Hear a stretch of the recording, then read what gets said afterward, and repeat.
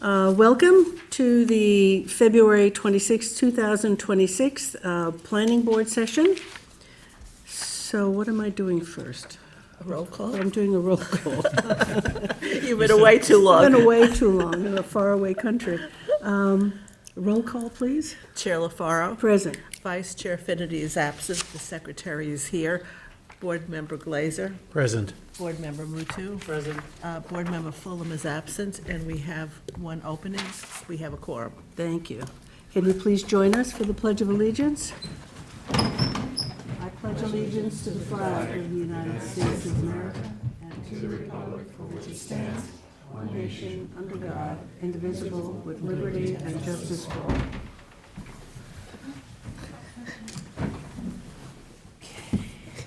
Sorry, Gloria, I'm crashing into you. Yes.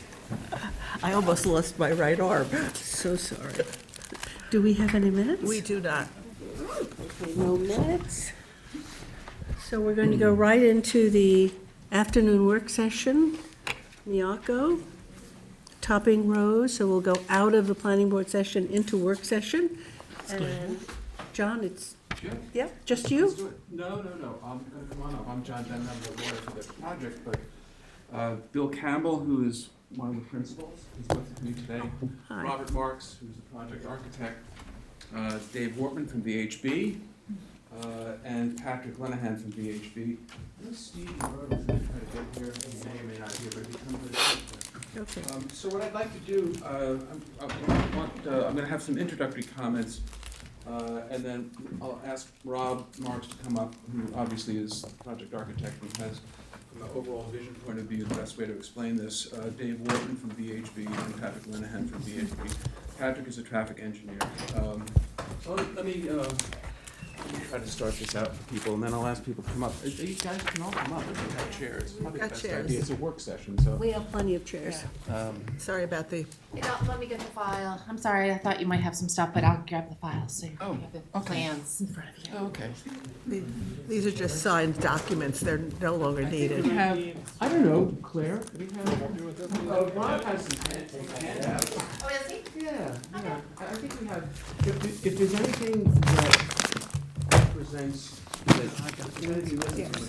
Yeah, that's great. And then we have the easel. There was stuff I had to sign.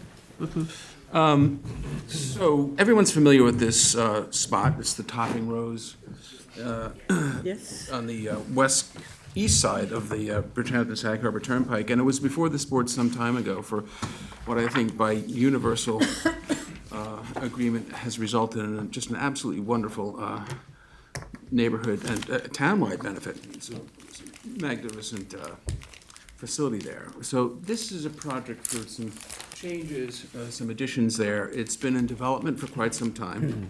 I think the board's going to appreciate the careful planning that's been undertaken by the project team and the significant improvements that we're going to make here, particularly in terms of the visuals here. It's a modest expansion of the guest accommodations, but significantly, it proposes a significant reduction of the impervious surfaces on the property and a significant expansion of green space. One of the things that I always scratch my head at when we drive by there is, as wonderful as the site is, because of the parking requirements in the town of Southampton, there's an awful lot of parking behind the building. It's like a sea of asphalt. So one of the wonderful things about this project is that's going to disappear. And we've acquired 2 parcels to the north, and the parking is going to move to the north. It'll be subterranean, which is great. You won't see it. I know the board over the years has often asked, is there some way that parking can be put underground from a visual point of view? And usually the applicants say no because it's so damn expensive. The applicants are willing to make that commitment here. So what you're going to see is not only an addition, an expansion of the green space on the property proper, but you're going to see the property to the north where the parking and the sewage treatment plant is essentially going to be, appear as green space. It'll be, most of the improvements will be subterranean. So we think that's a great thing. John, those parcels to the north, was there anything you had to demolish, or was it open? I think one house is coming down. It looks kind of wooded from the, One It house just is looks coming wooded down. from there. yeah.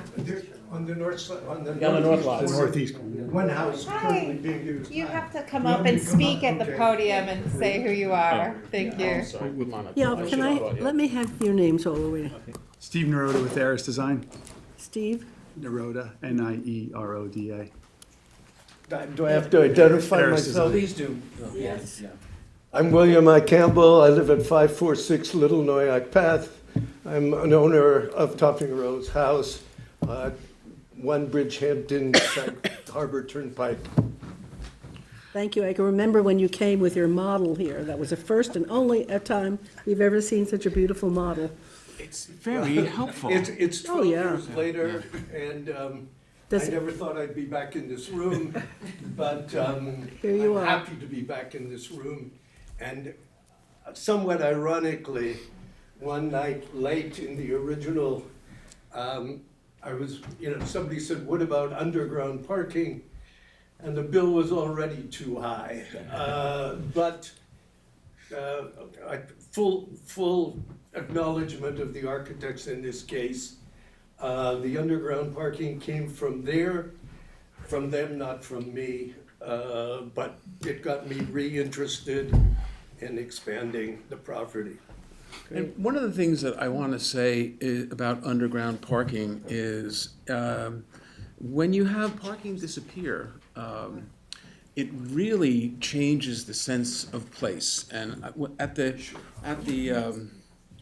at the extreme risk of sounding a little bit too jet-setty, one of my favorite little places in the south of France is a town called Saint-Paul-de-Vence. Oh, yeah. And when you go to Saint-Paul-de-Vence, you don't see cars, because the parking, multi-level parking, has been built into the hill in the back.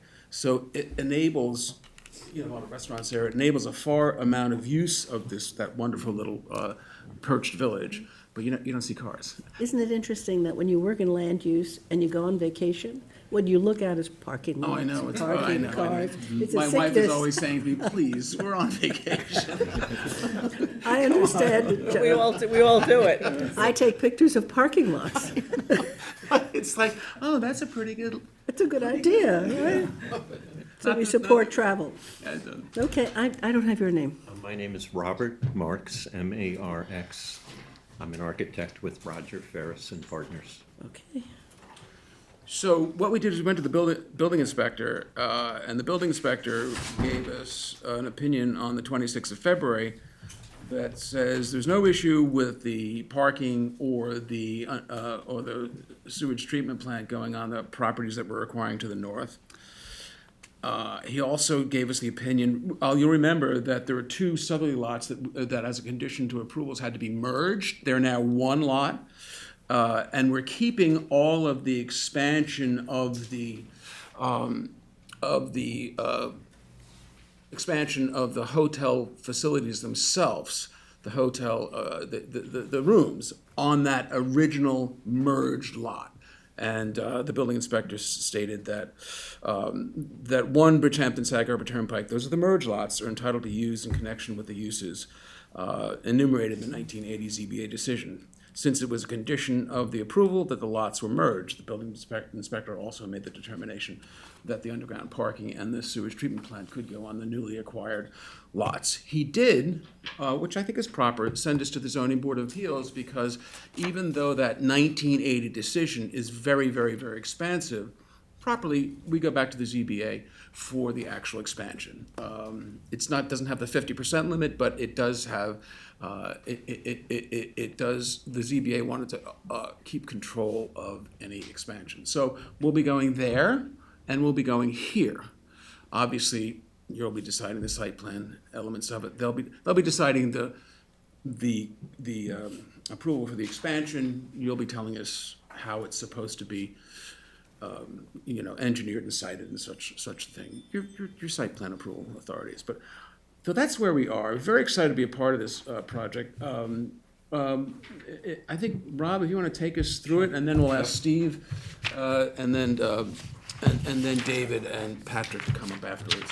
Take your time, because it's an exciting project. Visually oriented as an architect, so I like the pictures. What I've done, these are not new images. These are all buried within the application, either in reports or in appendices, but I'm going to use these 8 images to describe the project to you. I've also prepared boards. Point while I'm Yeah, speaking. we have an easel. Want to put them on the easel? Or is it, it's up to you. Sure. Okay. It's easier for us to see on the easel. Okay. You can bring it closer if you like. You want to have? Bring it right up front. There we go. All right.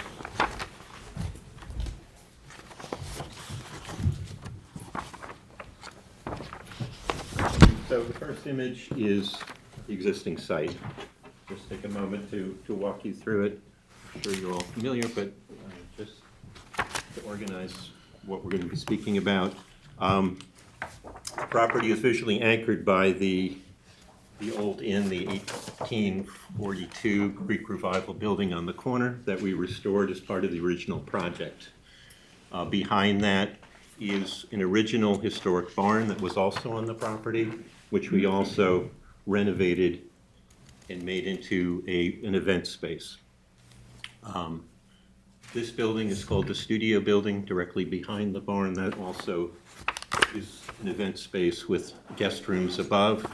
And then along the east property line back here, there are buildings called the cottages. Those are guest suites.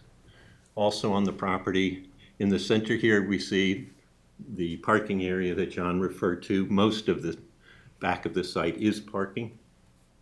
We have, and this is the sewage treatment plant in the middle of the parking area. There is a maintenance building here. And this area in the back, the 2 north lots are here and this house behind. Maybe move it down a little bit. I think, fortunately, someone's put them in red, which is great. That's good. Okay. Yeah. So this is these are the existing conditions. This is an overlay of existing and new. So everything in white here are the existing conditions that we just looked at. We're adding 1 new building.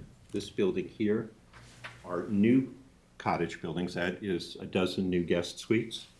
And we're doing 3 very small additions to the existing buildings. So that's a total of 15 new guest suites. And how many are there now? There are 22 now. Where are the new ones in the existing building? Right here, here, and here, there's a small addition in there. And, but That's the Addition to existing rooms or new rooms? new rooms, there's 3 new rooms and a dozen new rooms. This building is the new cottage building, and that will be we would call it a contextual response. This building will be exactly the same as existing cottages that are there. It'll be the same height, same materials, same details. So 15 new. Yes, For there a will total also of be a 37. reconfiguration inside the building. There are some double suites inside that we're going to split to increase the room count. But in terms of new construction, there's 15 new rooms on the outside. But if you could just, how many there are now and how many will there be when it's done? 22 now, 40 when we're done. 40? So 40. 18, Yep. okay, But some of that's because they're splitting doubles into singles. yeah, Yes, thank you. yeah. I don't see in the existing building, you say there's 3 new ones being built, and I can't see it on my drawing. One. Right here, these, But in this one here, existing. yeah, but compared to this Do you see one, that's highlighted in pink there? oh, That's that's a a new problem structure. because I'm colorblind, so. Okay, never mind. Keep moving, keep moving. Okay, so What happens to the property this house that'll go away? okay, so what we're adding is the new cottage building and the Right. 3 little rooms here. What we're removing is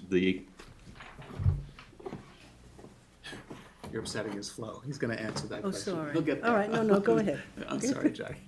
Well, I'll just, Ask questions. so, Unless you wanna flip right to it. we'll flip right to it. So going back to this original rendering, there's a house here. That house will be removed. And the rear lots will now be support and green space for the projects. So we're putting an underground parking garage, which we described, which runs all the way along here. The driveway from the Bridgehampton Sag Harbor Turnpike remains in the same place. There's no curb cut, there's no initial driveway. We're still using this as the entrance. There are 24 parking spaces on the surface, and everything else will be down this ramp and underground. So the Where the parking, house is now, we're putting in the new sewage treatment plant. The sewage treatment plant is in the middle of the site now where the parking lot is. The parking and the sewage treatment plant are coming out. Parking's Gloria going has a underground and the sewage treatment plant's going underground. if I'm going for dinner at the Topping Rose house, where do I park? That is a question for operations, but it will likely be valet parking. Okay. Oh, it is now, that's right, yeah. Yeah, I think it's valet. Yeah, I don't remember, I don't go there very often, it's a little out of my price point. Yeah. It's- So you're having underground parking in that new lot to the north, as well as underneath that existing asphalt area at the front of the building? Yeah, but a It lot of the doubles parking back, is going away, though. That's- the parking doubles back and runs all the way back. So how many spots are you proposing underground? 74, I think, Rob? There are 74 new spaces, 24 above ground, and there are 100 and change below ground. The above-ground spaces will be ADA parking, preferred parking for electric vehicle charging, things like that, or carpool type arrangements, but most of the parking will be valet parking to underground.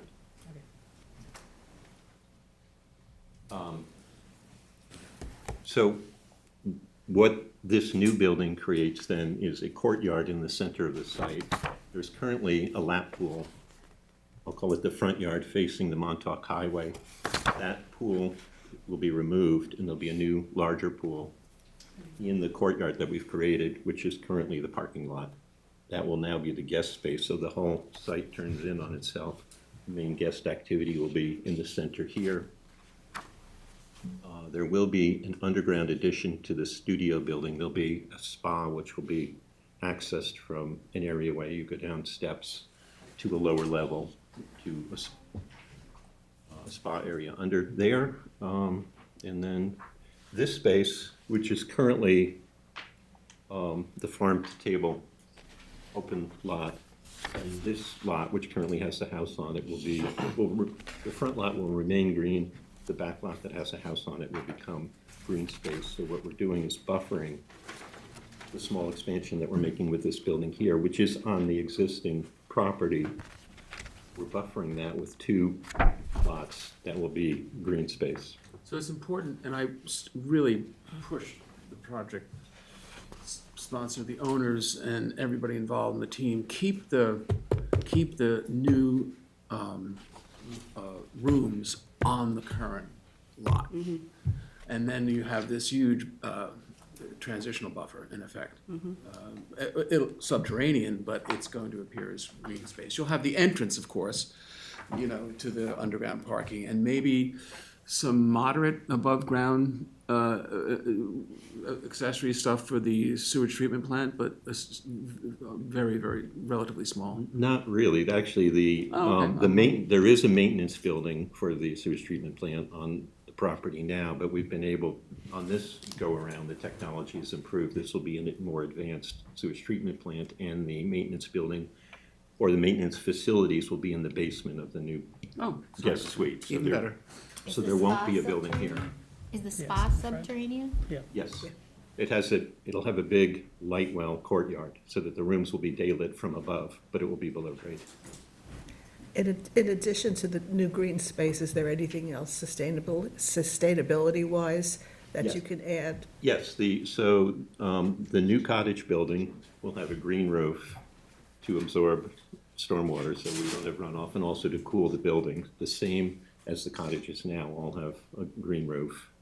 And The one building that doesn't have, this building here, the studio building, we're going to put a photovoltaic solar array on that building. We have calculated that we can fit 65 photovoltaic panels for a 25 kW to 30 kW solar array. And what's the roof of the second event space? What's the roof of Not the, that? not the barn, there's another, It has a flat roof. It does not currently have a green roof. It's not habitable. The cottages are accessible so the guests can go up, and those we have a green roof on. This roof is inaccessible, so we didn't put a green roof on it. Existing But barn. we have an opportunity, we realized. Although that's, do you want to do that to a historic structure? I don't know, that'll, no, just one, Yeah, it's no. a different, I know it's a different color here, I didn't know what that roof was. It's a flat roof. It's just a flat roof. Okay. And that's our target site for the photovoltaic panels.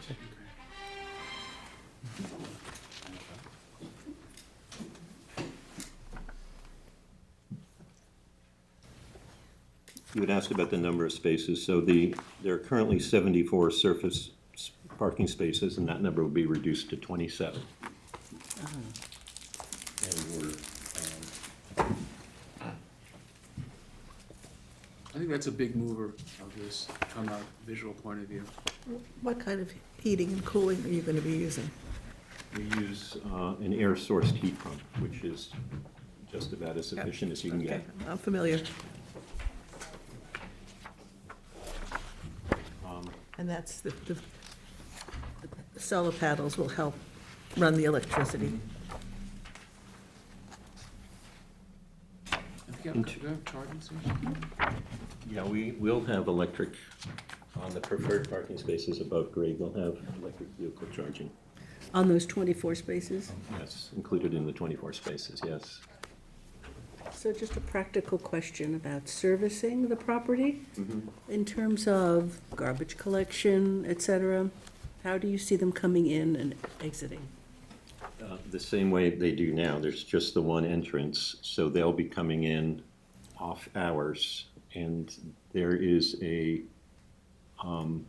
outdoor stairway to the lower level in this area here, where they can bring trash up. They can take deliveries down to the kitchen. They can bring laundry up and laundry down, and that'll all be done off hours. It's off hours because we don't want to have to, it obviously affects the, Yeah, the hospitality portion. It's all about time sharing. You bracket your peak client activity periods, and then you work around that. There's also, in the rear of the site here, there's another area for staging for service work to take deliveries and then bring those into the building. The STP also, there's a maintenance protocol on that. There is a private road over along the north side of the property line. There will be a gate and access to the STP so they can do maintenance without going through the site. Steve, you want to talk? I just want to make a couple of other points. sorry. So, in terms of overall density, currently, the building coverage on the existing property is 11.6%. And the proposed development will be 9.3%. We'll have an extra building, but it'll be on a larger site, so the average density will be reduced, actually, from, Is that because of the merging? that's because of the merging, yep. Additional lots.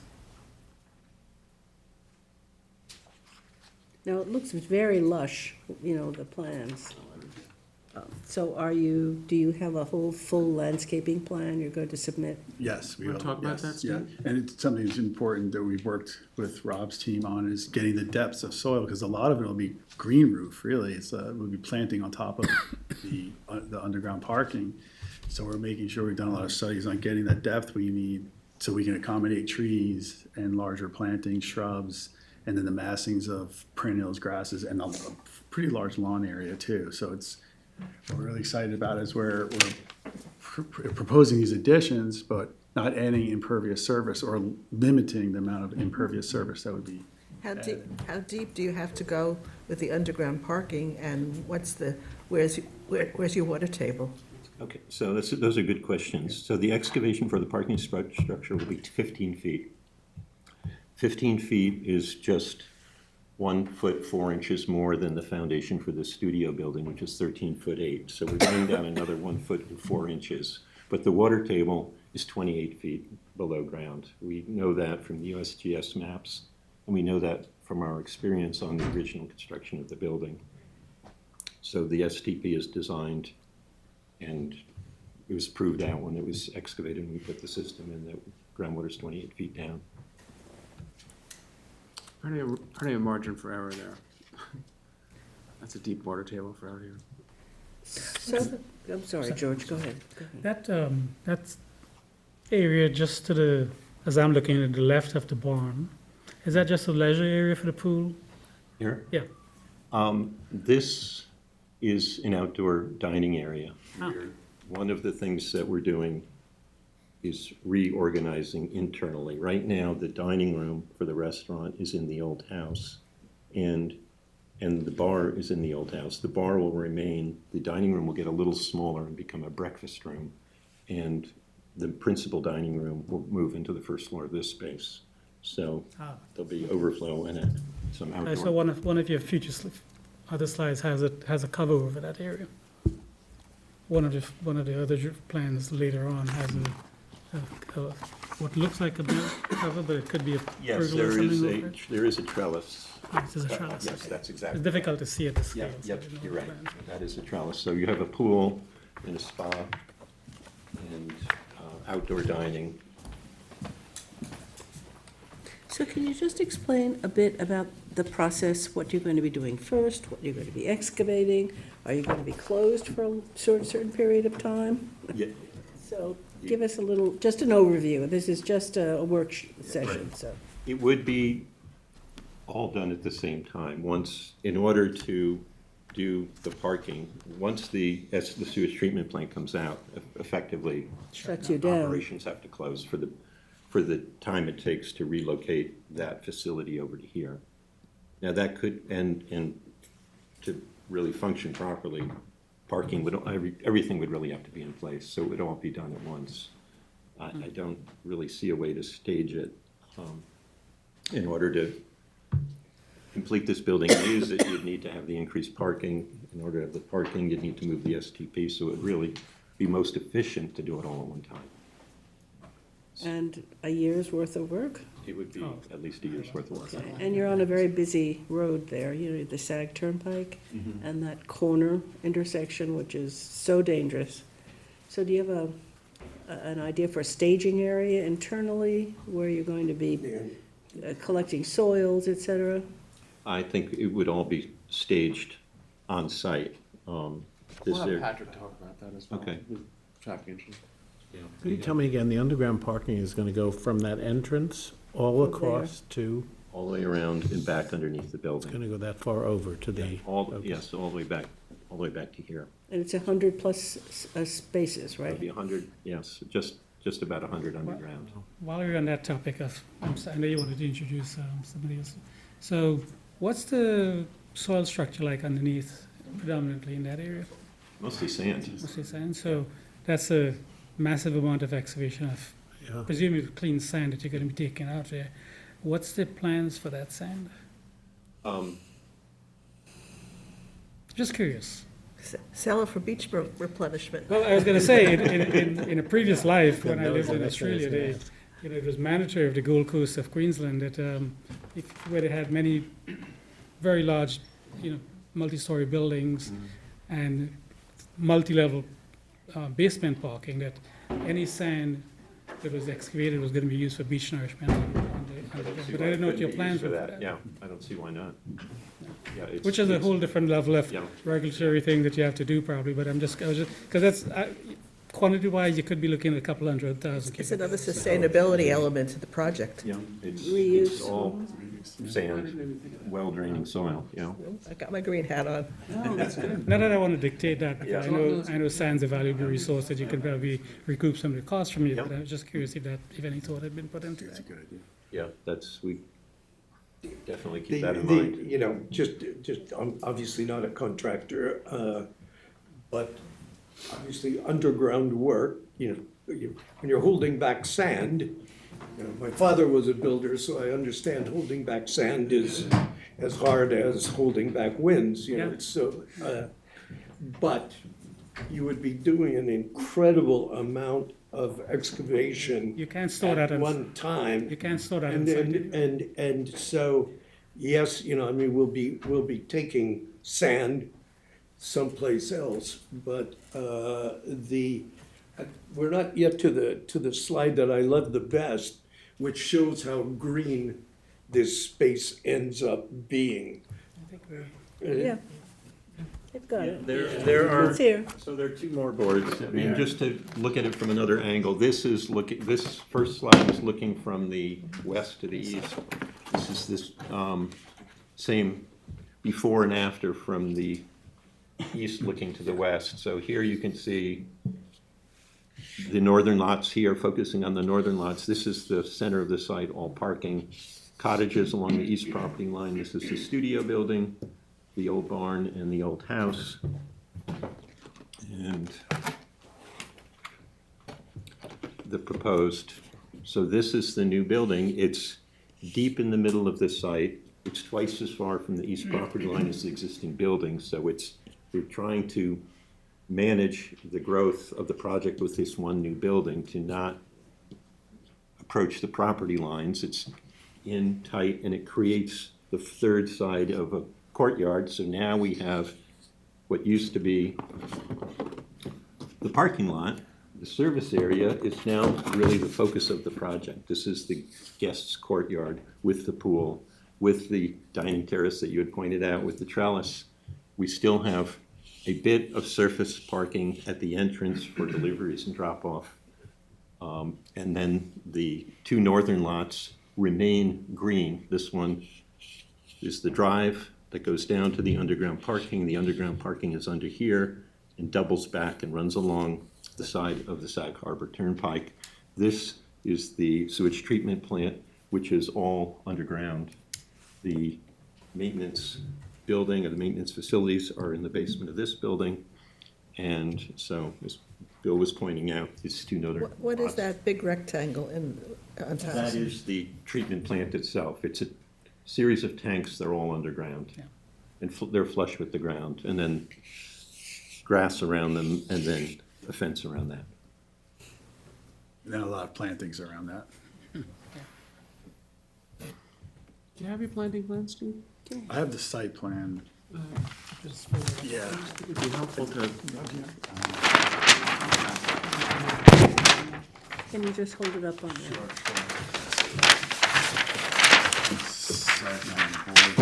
So north is up, so this is the north property, here's existing Topping Rose House. So this is the area we're talking about, the sewage treatment. So you see where the fence would be, sort of outlines this lawn area, and then we have lots of plantings around it. And then even we have an opportunity to have a little walking path to surround it too, for guests and people that are visiting. And then more buffer planting all along the property line. So this acts as a sort of a green belt transition between the building, which we just managed to fit in on the existing property, and then this, we're all dedicating that to support for the project, and because it's all underground, it can be a sort of a green belt transition to the single-family house here, single-family house across the street over here, and we've already established buffer planting in our original application along here to single-family houses and detached garages here. But the buffer now is much more significant. The original buffer was just 25 feet. Now we're dedicating 2 acres to Yeah. that green belt transition. But you mentioned that you have an access road then to get Right there. here. then- This will be, And then where does it go, along the property line? no, there's actually a shared driveway here. you should show that on the site Sure, plan. we'll add that. Is it on there? Survey? Yeah, there it is. So it's right here. This is a common driveway it serves the house that's on this lot now, and this is the driveway to the house. We're using the driveway for the existing house. That will be our access point, so there'll be no change to the existing. You can, Yeah, you can see I don't know that. if they can So zoom that's in why on you, that, if you need to service your STP, that's why you would You come use through. that. There is, you can see the house and the pool, the driveways, and you can see the street above the north property line there. There is a drive that cuts in and a gate that comes from that common drive into the house. We would retain that, and that would be the access. There'd be a pickup truck that comes in once a day, parks inside. The technician checks all the equipment daily, does their work here, and then they would back out and leave. But that's the only use. That's the only use. And we're planning to do that with grass-free pavers. There would not be any paving there. Great. Okay. Anything else you want to say about planting, Steve? Anything else to add? Was there somebody else that needed, at one point you're gonna call up somebody else? Okay. Bob, I was Still going to need- ask David to come up and talk about some of the Sure. finance aspects of it. Dave Wharton from VHB.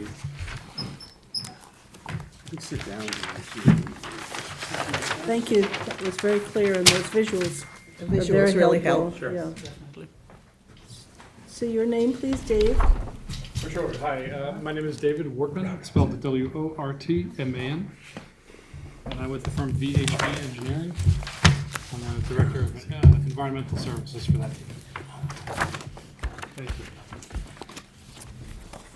All that commotion to make room for a seat. What's great about all the dialogue and the questions that you've had, that you've been able to talk through, is that we've covered a lot of the same ground that I think I would have tried to highlight. So I'd rather be sort of summary about it than repetitive. But I just wanted to mention a couple of things about the materials that have been submitted so far. As I mentioned, I'm the Director of Environmental Services for VHB. A part of our package and application materials includes a part one of a full environmental assessment form. So there's lots of great information there about some of the same things we talked about today, you know, the duration of construction and then how site coverages will change as a result of the improvements. We had also This is our prepared. EAF, just in terms of giving everybody as much information as we can Great. about it.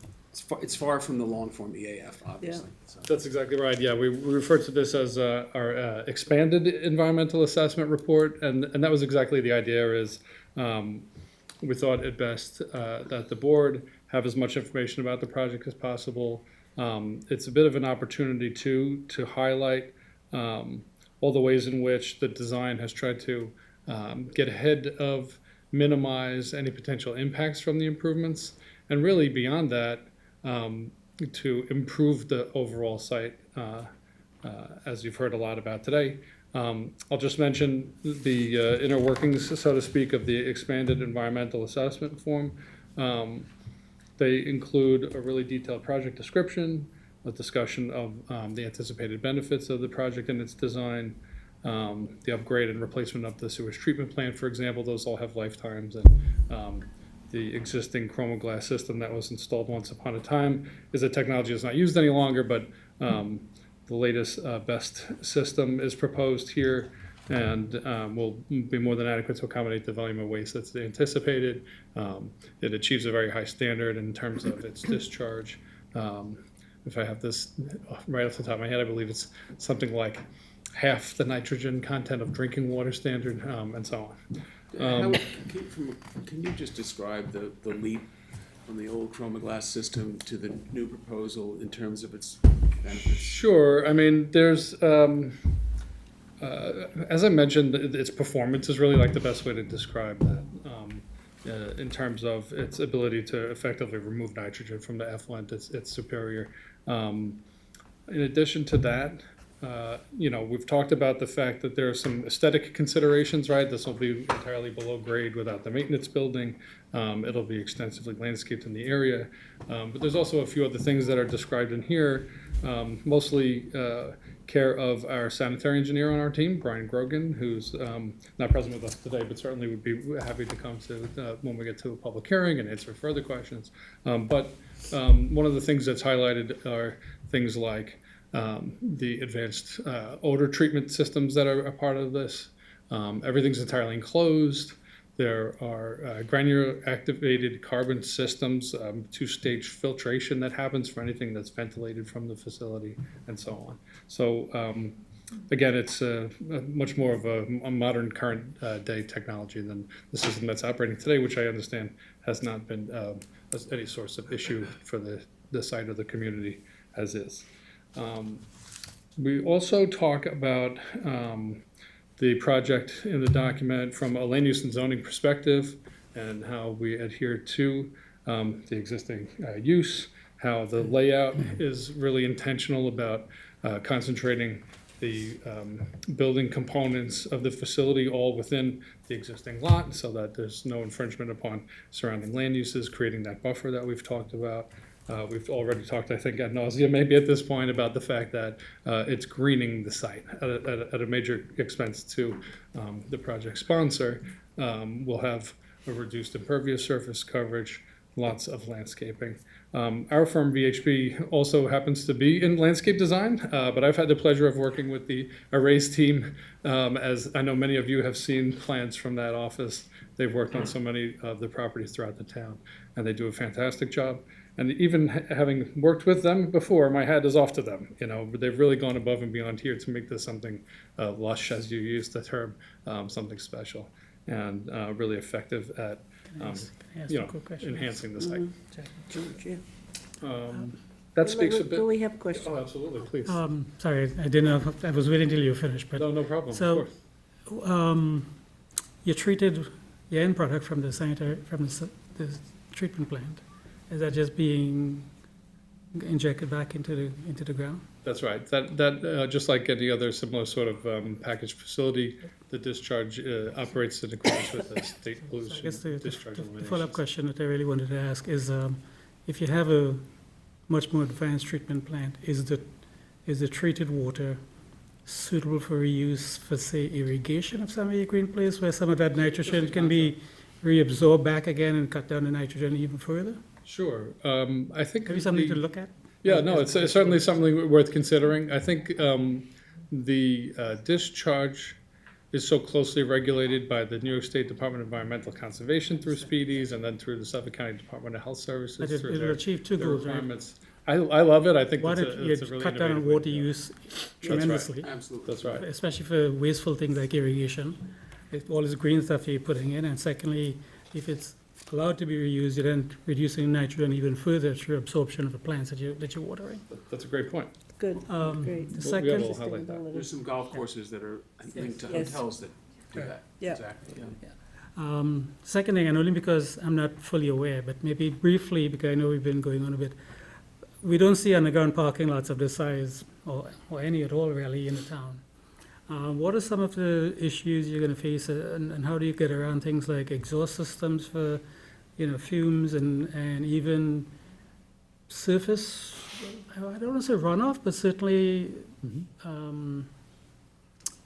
contamination. So, cars go down there with salt and snow and they kind of, melt and leach into something. Is that all going on, or do you have a system that collects that and gets pumped out? I'm not sure what happens in this instance. Sure, I can speak to that Yeah, one. that sounds great. Please. There are two design strategies for underground parking. One is a sealed system, and that requires mechanical ventilation.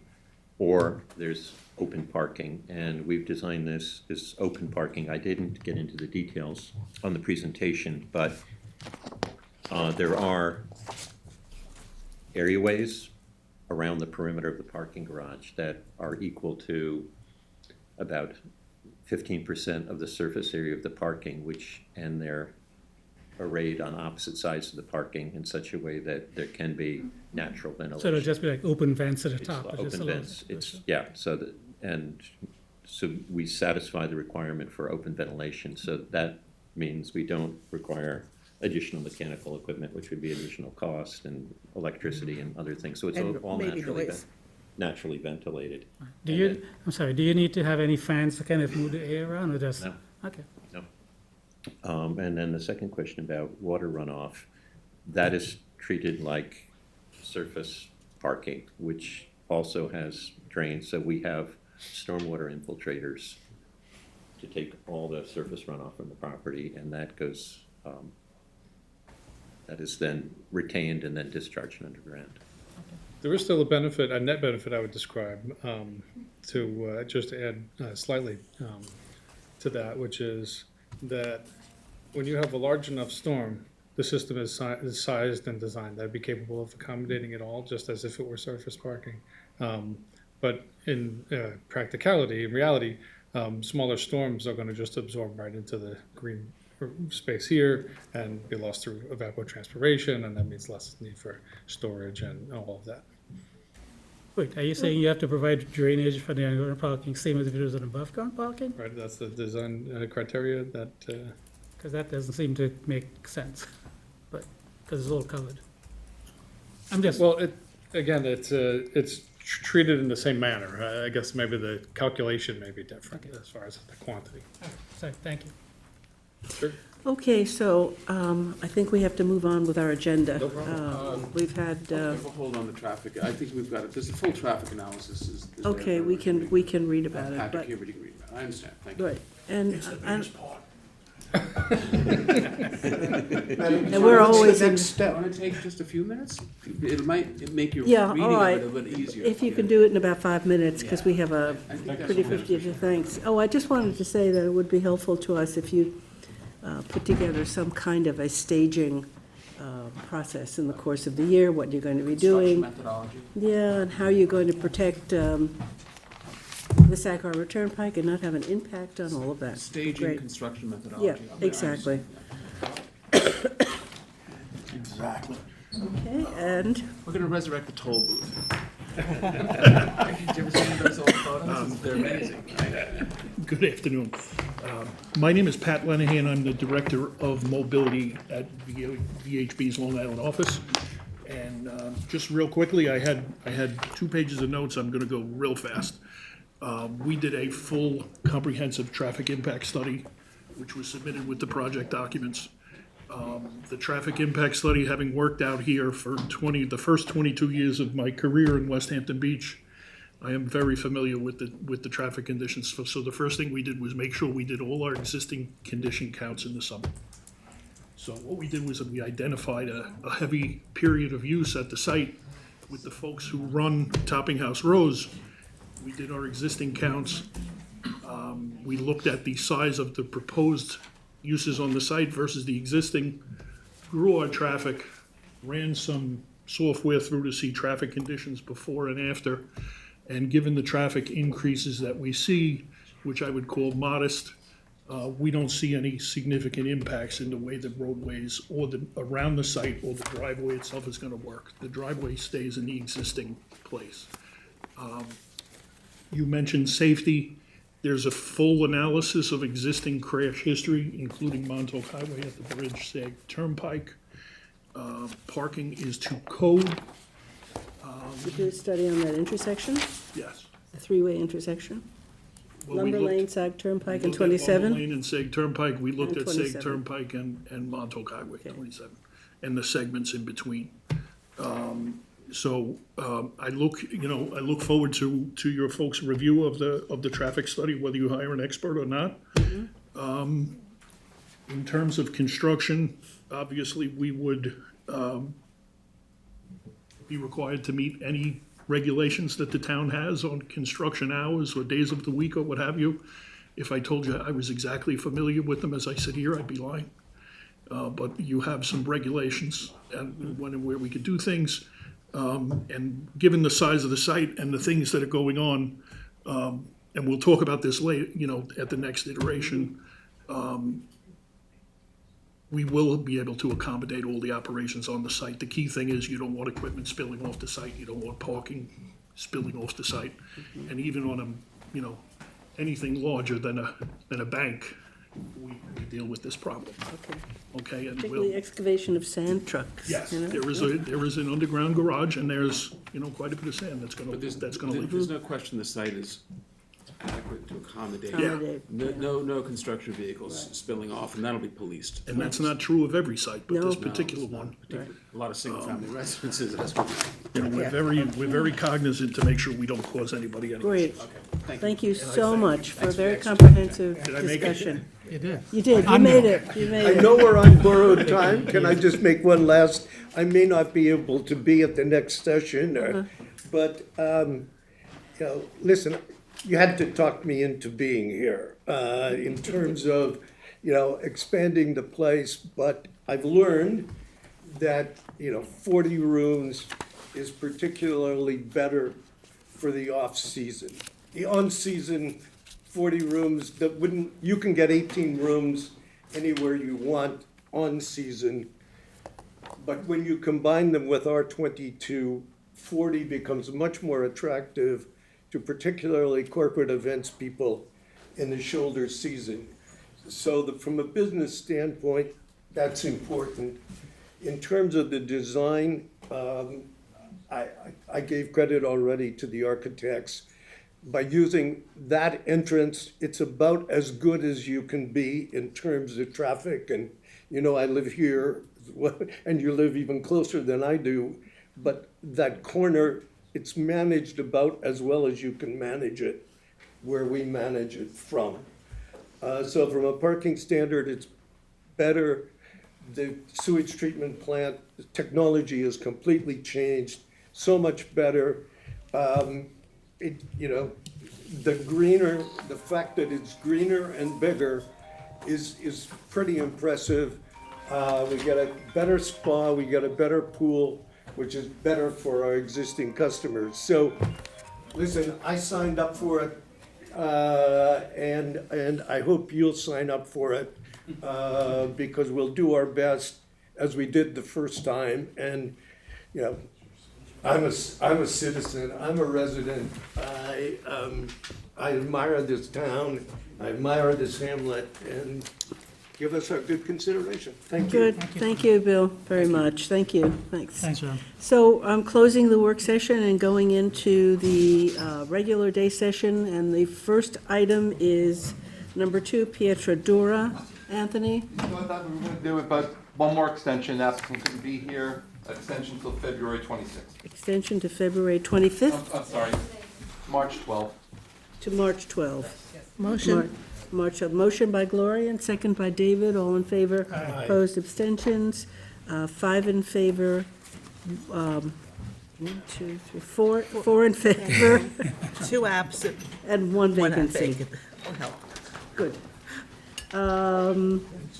I just want to say that Hampton Shipyard Marina is off the agenda, and I'm jumping to, Just so you know, I'll help you out there, Jackie. Yeah, Number 10 number- also, Kent Garth, new place, applicant snowed in still in Brooklyn, so he's waiting 2 weeks. 10 is off. 10 is off. 11 is Anthony, the Scuttle Bridge LLC. Real quick. We previously had this is a property that's adjacent to the one that we did over here on Bridgehampton, sorry, forget the name of the application. But we had the subdivision application for this large piece here off of Scuttle Hole and then Bridgehampton Turnpike. We were waiting on a revised plan for a revised yield map and a revised cluster plan, which they've submitted. So that was the only thing that we were missing, so I'm recommending that we deem that application Deemed complete. and schedule it for March 26th. March 26th. The motion? Motion by Gloria and second by George. All in favor? Aye. Opposed, abstentions? So we have 4 in favor, 2 absent, and 1 vacant. Yep, and then, just so you know, number 18, that's also off the agenda. That's Ocean View Park map for section 1.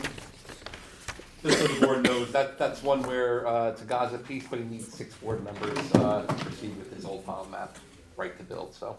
it's just off. We may not have it the next session either. Okay. Just because we have a vacancy and we have some absences. That's all. Okay, so we're going back now. Thank you, Anthony. To Claire, number, So number 4 on the applicant is coming from an appointment. oh, so we're okay, just so gonna we'll put just that skip a toward the little bit. end. How about Jedi Holdings, number 5? That's to release maintenance bond in the amount of $19,200. 19,200, everything's okay? Everything's good? Good. Motion by George, second by David, all in favor? Aye. 4 in favor, 2 absent, and 1 vacancy. Okay, so we're jumping, so 6 is off. Then we're gonna jump to Teresa. Propane Depot.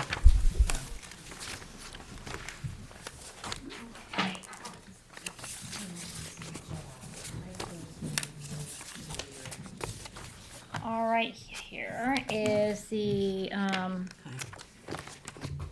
draft pre-submission report and potentially a draft resolution if you elect to proceed with adopting the report at this time.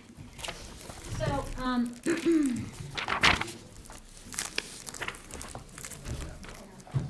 the property in question is 159 West Montauk Highway in Hampton Bays. It's directly across the street from Macy's and the 24 Montauk Highway intersection. It's just immediately to the east. We did a recent medical office to the parcel to the east. We did a site plan several years ago for Clogs and Clare to the west. And the applicant here is proposing to convert what was an automotive towing company to a propane supplying facility.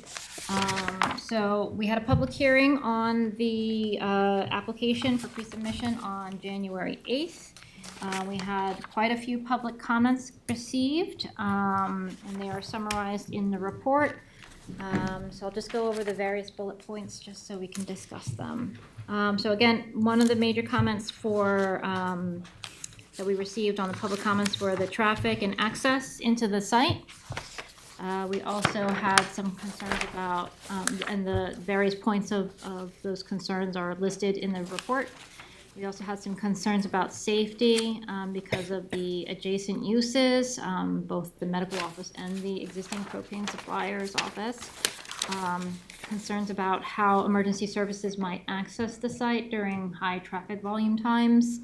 And then just potential reconfiguration of the site plan to provide for propane truck storage for like the delivery storage, the delivery trucks to be stored in an area where it's more easily to be moved off site in the event of an emergency. We also had questions regarding whether or not the propane tanks would meet the 50-foot setback from the property lines under NFPA 58. And there were some comments that this area should have been rezoned pursuant to the Hampton Bays GEIS. So currently the site's being used as an automotive towing company, and they're proposing to convert it to a propane fuel supplying system use, inclusive of office space and warehousing. The proposed action would be unlisted action pursuant to SECRA. We do recommend in this particular instance that we coordinate review with Department of Health, the Office of Pollution Control, specifically DEC and Public Works and DOT. We do recommend a traffic study, which incorporates the existing, the new medical office, the new Cruz Brothers construction company, which is under construction, the existing 7-Eleven that was recently approved, and the proposed Heather Woods project, which is being proposed not very far to the northeast. The report also says we have concerns regarding the traffic and that the driveways may need to be reconfigured, so that needs to be shown on any revised surveys. Truck movement plans should be also submitted in order to ensure that there's adequate safe ingress and egress. Future cross access. So both the parcel to the east and the parcel to the west are encumbered with future cross access easements. Can somebody put the It is, it's up there. do we have a site plan I don't. buried in there? No, don't worry about it. We can see it. Okay. One of the things is that the east and west property lines are both, properties are encumbered by cross-access easements or future cross-access easements. It may not necessarily be appropriate, particularly to the parcel to the east, because that's a medical office, there may be a conflict of use. But if you decide, you may want to consider whether or not we may want that anyway for future cross-access. In the event that the use is changed, it'll be a lot easier to obtain the cross-access. Where is this property in relation to the light? It seems to. That light is right Very there. close, that's the issue. Oh, maybe you weren't here, Gloria. Okay, Maybe hold you on, weren't. let me go over to Go the. finish your, Oh, you got it? Thank you.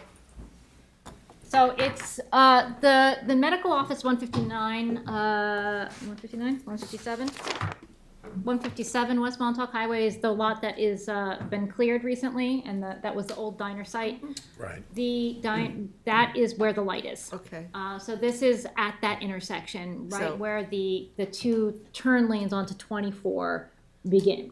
and where there's backup, Yeah, tremendous okay, backup of traffic. Okay.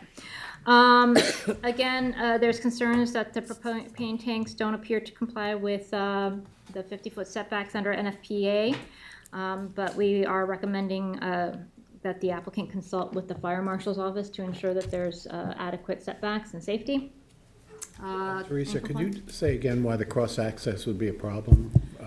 Well, you have large delivery trucks of propane, large tankers Right. delivering propane to be stored on site, and then smaller, neighborhood delivery trucks, and having them go in and out of an access where you have people who have medical conditions, maybe Medical a side. conflict, Yeah. right? I mean, it would not necessarily be a problem with the parcel to the west, because they're the same use, right? Yeah. Right. But when you have the medical offices and large trucks, and you don't want Right. your grandma run over when she's trying to go to the orthopedist, right?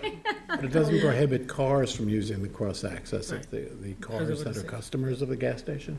It's not a gas station. It's a. Oh, it's just a petrol- It's a Just fuel propane. delivery Got it. system. It's Okay, like, so it's all trucks. Yeah, they're not gonna have retail There's on no, there are site. no No customers retail. there. Right. It's. No retail, got it. Teresa, just along the point for cross-access, I know it was long ago, but there was a major cross-access, George, maybe you remember it, At the back? in the back. It was called, do you remember what it was called? It was some kind of road, and then there was supposed to like be a a road question coming down about there was a question about Yeah. whether or not the town could alienate open space. CPF land. Yeah, and so and there was a lot of neighborhood pushback for it, so I believe that plan has been I abandoned. think when we did the diner eventually, Yes. that realized that that's not gonna happen. It's not because gonna there's so happen. It was a many, long there were so many discussion we problems. had with that the had diner come site. It would at have, that location. it would have funneled. Because Highway traffic to if the we put community. cross-access, It's just coming say, back of those properties. there's no place for it really to come out that's sensible, because we still have sort of this juggernaut at that light. Yeah. And so, anyway, I I don't mean, want even so, putting a secondary access there may not necessarily have solved the problem, right? Exactly. Because you're still gonna end up It's with just- more traffic in that, Yep. on what That would be piece. good ground road. So they would be parallel lines of traffic, and it would not necessarily alleviate any issues. Exactly. Well, I Significantly. like the idea of having the cross-access for future. For but I future. think Right. I'm not comfortable, I don't think we should be comfortable with directing loaded propane trucks, whether it's a tanker delivery or smaller delivery trucks, at the rear of other adjacent properties. period. Whether it's a construction site next door or Right. one to the next, because I think they should be restricted to the main.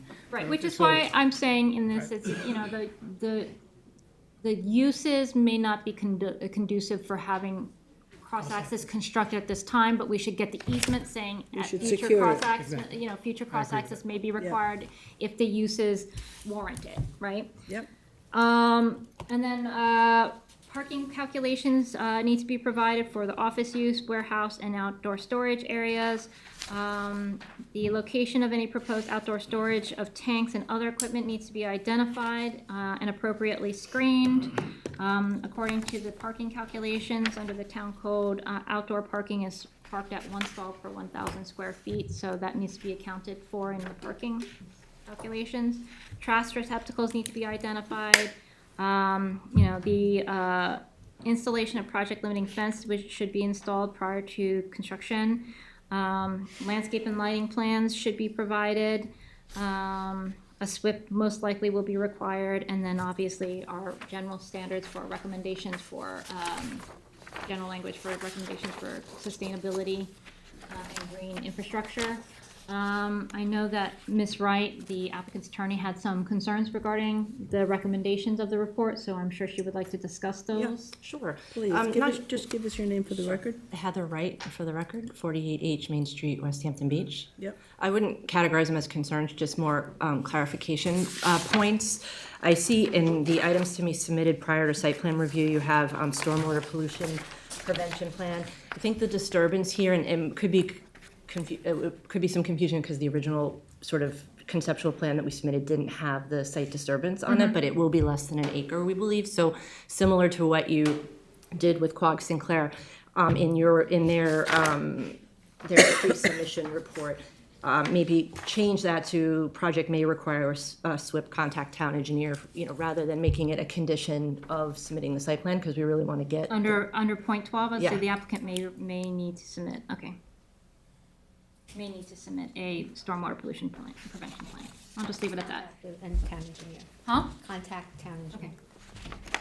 And then just the other point, and you sort of discussed it a little bit, I think a lot of the comments that we heard at the public hearing about traffic were about traffic generally in that site. So I just want to reiterate for the board that it's our position that the traffic here will be less than what the current use of the property was, which was an automotive repair shop, garage, and towing. And so we believe that putting aside the fact that the traffic in that area is generally a problem, our proposed use will be less intense in terms of traffic. Well, I hear what you're saying, but it would be remiss, I think, on the part of the planning board not to have a traffic study that we can look at.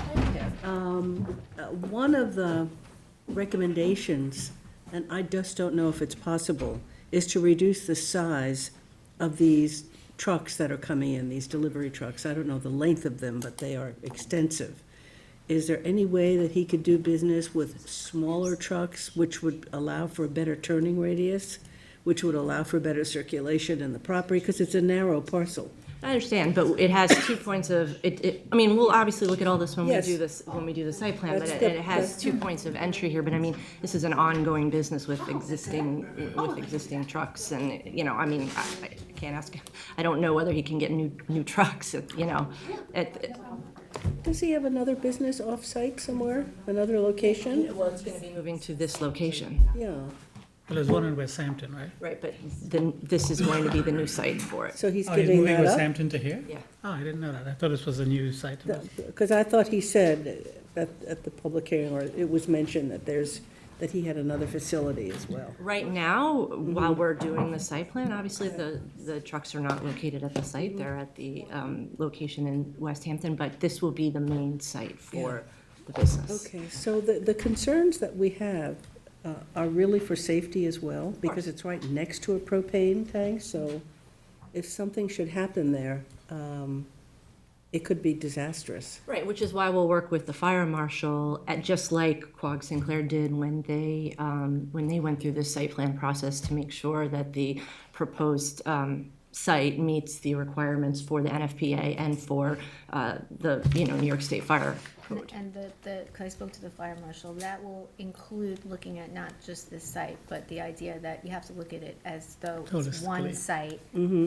Forgetting about the owners, that you would have proposed 4 tanks. So there may be other things they have to do safety-wise to ensure that remains something that's in compliance with whatever NFP. Sure, and we're using the same experts that, designed that site and have been before the board on that project too. So obviously, all safety regulations will be complied with. If I could just sort of follow up on your question about size of trucks.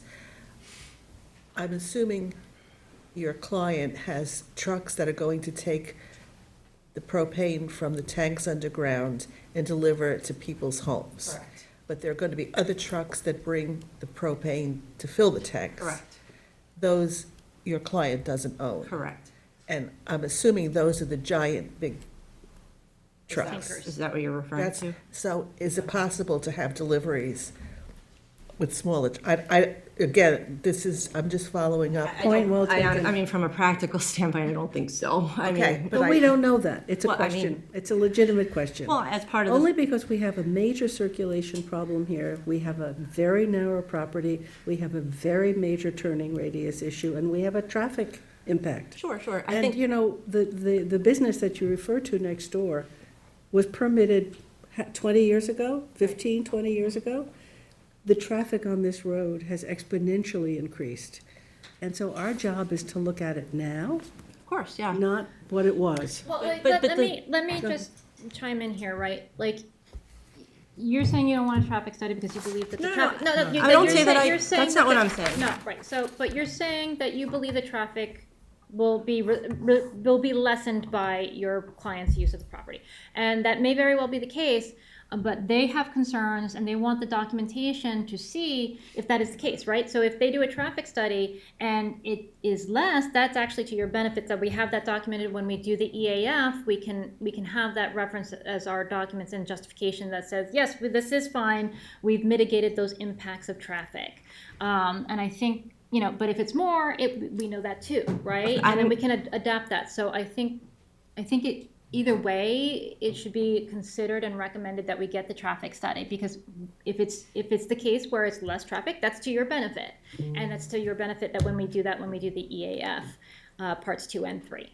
Right, I'm not objecting to this I don't, traffic study. Okay, yeah, I good. didn't get Heather's objective. Okay. But I think what the traffic study here might have a different focus, more so on the amount of traffic by number of trips, Sure.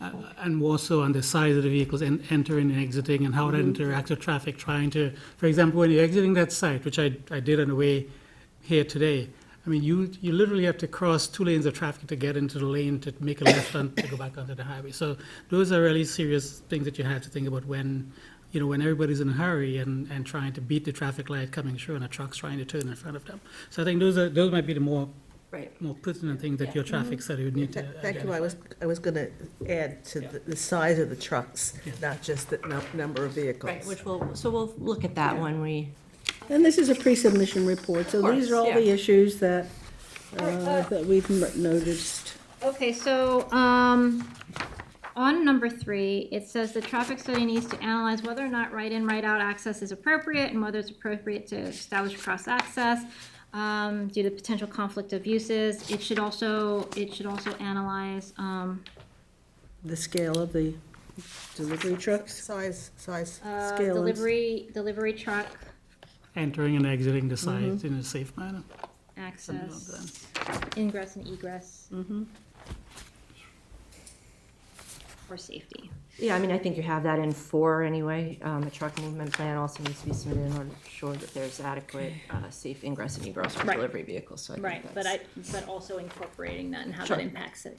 Do we have enough setbacks? Wasn't there an issue on setbacks? There is a concern whether or not they have to meet a 50-foot setback from the property lines for the the underground storage tanks. I think one of them doesn't quite, but they might be able to make some modifications to the plan so that it does.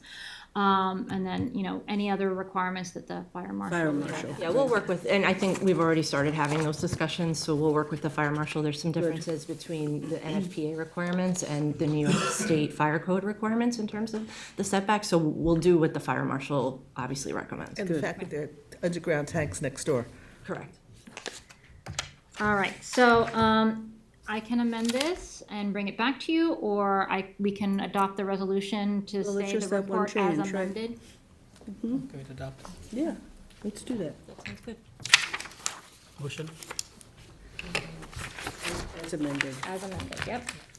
Okay, motion by George, second by Gloria, and all in favor? Opposed, abstentions, 4 in favor, 2 absent, 1 vacancy. Thank you, Heather. Hope you feel better. You don't. Do I sound awful? I feel You just okay. sound a little scratchy. It's going around to everybody's sick. We're not sorry Travel for, bug. we're not sorry for her. She came from New Zealand where it was nice and hot. It's the airplane. So we're It was the not feeling plane. bad for her. Just tired. Just tired. No, I'm not. I'm good. Okay, Thank you. so Teresa, you have Hampton Coffee? Yes, I do. Here's the draft report, and then again, similar to the last application, a draft resolution for your consideration in the event that you're okay with the report as it is or as it is amended. Jim? This is the resolution. Okay. Jim Hume for the record. Good afternoon, how are Good you all? afternoon. Okay, Go so, ahead, please. we had a public hearing or a pre-submission conference for this application on January 8th, and the applicant is looking to convert what was previously a farm stand, as listed on a CO, to a coffee shop, deli, takeout restaurant, as determined by the chief building inspector. There's some question about the property. It already has two pre-existing homes, as well as a detached garage, and then this use as well in a residential zoning district. Again, they are proposing to convert what was a farm stand to a coffee shop and to establish 27 parking stalls and at the property. The hearing did indicate that there was widespread support by the community. They all loved the walkability and the ability to go to get some coffee in the neighborhood. But there were some comments that they felt no additional expansions should be permitted. The report lists some items that need to be identified and submitted as part of a formal site plan application. And then the report also outlines some concerns that we had with respect to the property. As I said, the certificate of occupancy indicates that it has two single-family dwellings, a detached garage, and a farm stand. Several certificates of compliance have been issued since then. Can I ask a question, Teresa? Does Belkin just lease this property, or does he own the entire property with the houses? He leases the property. He leases just that section. the Okay, farms, thank you. the facility. So, of major concern is the use. It is, the use needs to be determined by the chief building inspector. And then he needs to go through the property history and determine whether or not this is an expansion or a change in non-conforming use. If it's a change in non-conforming use, unfortunately, the brakes are, we have to hit the brakes because the town board has to approve any change in non-conforming use before we can consider a site plan. And I know, Mr. Hulme had some documents with respect to the property history and the updated certificates of compliance, but unfortunately, the town code doesn't give the planning board the authorization to make those determinations. That is done at the building, by the chief building inspector. So that is point number 2, is that he should get written determination from the chief building inspector, and then we can see how we can proceed from there. Under SECRA, it would be an unlisted action. If it is determined that is a change in non-conforming use, SECRA will be completed by the town board, and then we would do our own findings. In the event that it is not a change in non-conforming use, we can proceed under the site plan process, then we would complete SECRA, and it would be an unlisted action. Again, depending on the determination by the chief building inspector, we'll have to figure out how many parking stalls would be required. The applicant indicated that the septic system was upgraded in 2025.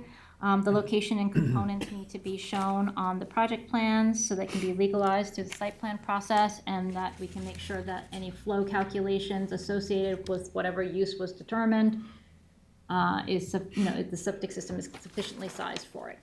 And then our last bullet point is our general sustainability recommendations. So is there any changes that you recommend, or you want to have some discussions with Mr. Hulme? I have a basic question. Yes. I thought we have reviewed one non-conforming use to another and made decisions on that. That was so I don't- changed to the town Not board. expansion. It's changed, they changed that in the code, it now goes to the town board. Town board. That's new. Well, Relatively. About 3 or 4 You years. never made that decision, the ZBA CBA did. made the decision. Okay. We do get referrals. We just recently had one for 60 South Country Road in Queog. We get a referral as part of that process of the change in non-conforming use. But unfortunately, we don't have the Right. ability to make that Is determination. it still 50%? There is an expansion of non-conforming use for 50%, yes. I do have a couple of comments.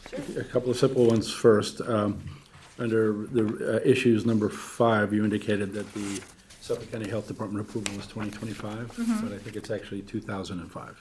Okay, I'll So double check. I it thought was your issued- document said 2025, so I'll I double may have made check. the same mistake, but I think it happened at the time that the 2005 CFC was issued. Okay, I think you sent the health department documents, so I'll Yes, look at them I again. did, yeah. Well, that's a big difference. So they would be yeah. the old system. That's an old Yeah, system, it's an yeah. old system. Well, it's not an IA system, but it That's what I was, meant, it was a yeah. modern system. Yeah. And the question, we have our engineer looking at Okay. whether we would have to upgrade to the IA or not, depending on, well, not depending on anything, depending on the use Right. that Yeah. exists and existed prior. Okay, I'll just double check that date and then Yeah, I'll so, correct this. yeah, I'm not 100% certain, but I know it's not 2025. Yeah, I was like, 2025, I I thought thought we that would have was seen new. that. Yes, yes.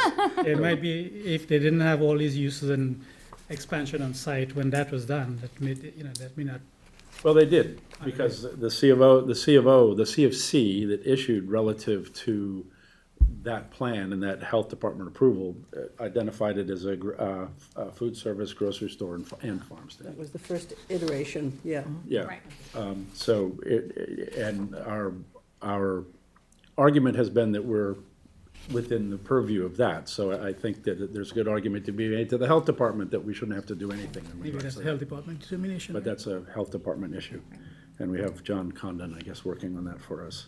The other thing, is missing here is that I had submitted a letter on February 3rd, and it's not identified Okay, I'll in just- the, What did In the letter public say? comments?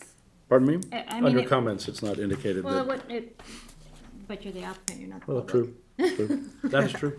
Yes, But it's, these are I public can just make, comments. under the project description, I can say with supplemental Well, documents thank submitted you. on such a date. and that brings me to the argument there, and you referred to this as a farm stand because of the 1993 C of O, as opposed to the CFC that was issued in 2005, which identified it as food service, grocery, and farm stand. One of the things that I submitted in my letter is that under 330-177E of the Village Town Code, a CFC and a C of O is equivalent. And therefore, the CFC should be given the same weight as the C of O from 1959. And I think Really? Did you well, check that's that? what, you'll have to read it. Gonna leave that to the chief building Yeah, I was gonna say, inspector. and I heard that the chief building inspector would Okay. really tell us All right. definitively one way or the other. And, I mean, the other possibility with the chief building inspector is he may conclude that all that's necessary here is a change of tenancy, so. As Whatever he opposed, says. so Whatever he- yeah. I'd hope that You that's referred to within him. the 4 points of this recommendation, because then we wouldn't have to do anything further. Well, again, if that's what he determines, Yeah. then it's the end of the line for Yeah, us, right? and I want to make sure that there's nothing here that says that it's not the end of the line. No, either. it just says that, it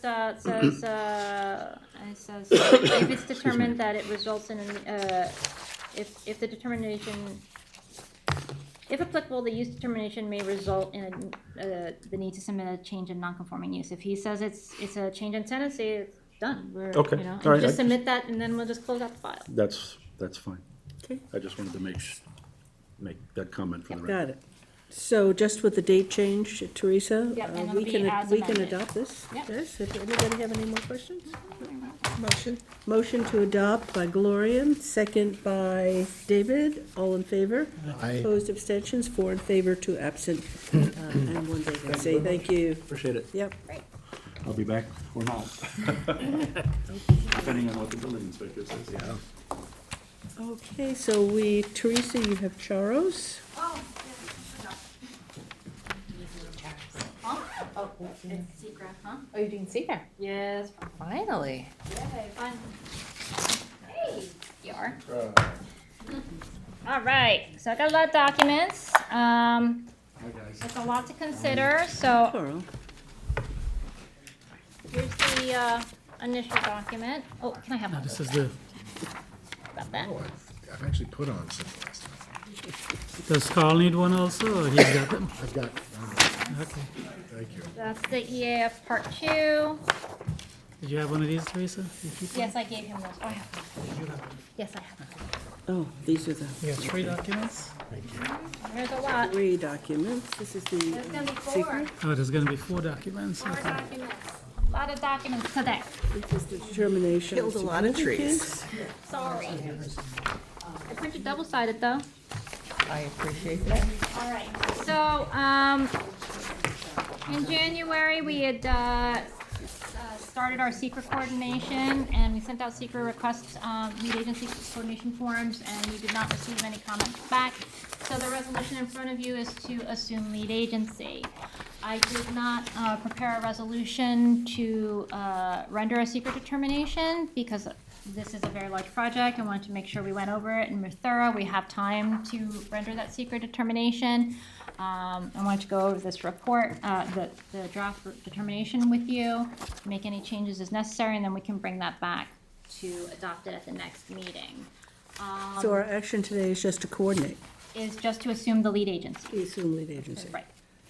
So, we could do that now, or we could do that after the fact. It's up to you. But I do recommend that we mull this over today and discuss it today, the secret determination, and then come back to do that, the secret determination next week. Or the Okay. next meeting. Okay. Okay? Good. So, I reviewed the application and the EAF's Part 1. So you're seeing this for the first time, is it? No, I emailed it. Yeah, I saw it. Why don't you want to do the determination today?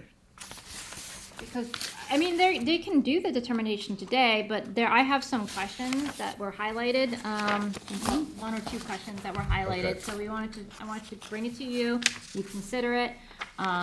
If you had any changes, I didn't want to rush changes through and amend them without you, like, for secret purposes. Just wanted to be thorough and make sure we get it right. Thank you. Okay? And because If you of the- wish to adopt them afterwards, that's, We also got everything late because town hall was closed for 2 days. Yeah, Monday, Why? Tuesday. Why? That white stuff. Was there snow? I barely made it home. They kept trying to like bump our flight. They're like, who wants to come tomorrow at 6 p.m.? I'm like, who's flying into New York at 8 o'clock at night? Or were you one of those people stuck in paradise? Well, kind of nice. All right, so on the EAF Part 2, the draft EAF Part 2, I identified potential impacts to land. I identified potential impacts to groundwater. I identified potential impacts to plants and animals. I identified potential impacts to, what was the other one? Transportation and energy, noise and light, and that potential consistency with community plans. So the EAF Part 3 had a narrative attached, which is this document, that's the letterhead. Yep. Read that. Yeah. Okay, so on the impacts to land, the proposed office construction may result in increased erosion through physical disturbance and vegetation removal. Mitigation of the proposed potential impacts includes submission and approval of stormwater pollution prevention plan because it will end up resulting in disturbance of greater than 1 acre. Let's see, and construction of subsurface drainage that can accommodate runoff generated by the building and proposed parking area. The applicant does also propose to landscape the remaining areas of disturbance. Potential impacts to groundwater, it will result in increased water demand in the sole source aquifer and will generate additional sanitary effluent. The property is served by public water, so that should not be a major impact. And while the restaurant use will continue to be connected to a conventional system, the applicant is proposing a new IA system for the medical office. The town would also need, the applicant would also need to obtain a stormwater pollution prevention plan approval prior to commencement of construction. So those impacts are generally mitigated. Impacts to plants and animals. The proposed action may result in reduction or degradation of ebony habitat used by northern long-eared bat, which is federally endangered. And it may substantially interfere with nesting and breeding and foraging or overwintering habitat for other species. So this is one of the things that I had some concerns about and wanted to discuss with you. You'll see the area to the south of the existing cross-access, that's existing vegetation. The area had been disturbed, but that area has resulted in natural succession, and it's fairly robust. The applicant is proposing to clear and grade that area, as well as do redevelopment on the entire area north of the cross-access. It's my recommendation that the project plans be revised to eliminate that disturbance of that area immediately south of the cross-access. This is there, Yeah. this area here. Do we, that? Well, that's oh, not that- proposed to be disturbed. Yes, it is. As part of the principal development? No, it's, where do you see that? I mean, What, do they want to do vegetation there? Oh, is it under It's the under- project? Yeah, it's under the project. Okay. Yeah, it's in there. I put it under plants and animals because it does provide an animal movement corridor. It does provide some habitat. It's a bramble, right? It's a thick bramble, but it does provide habitat. And if you were to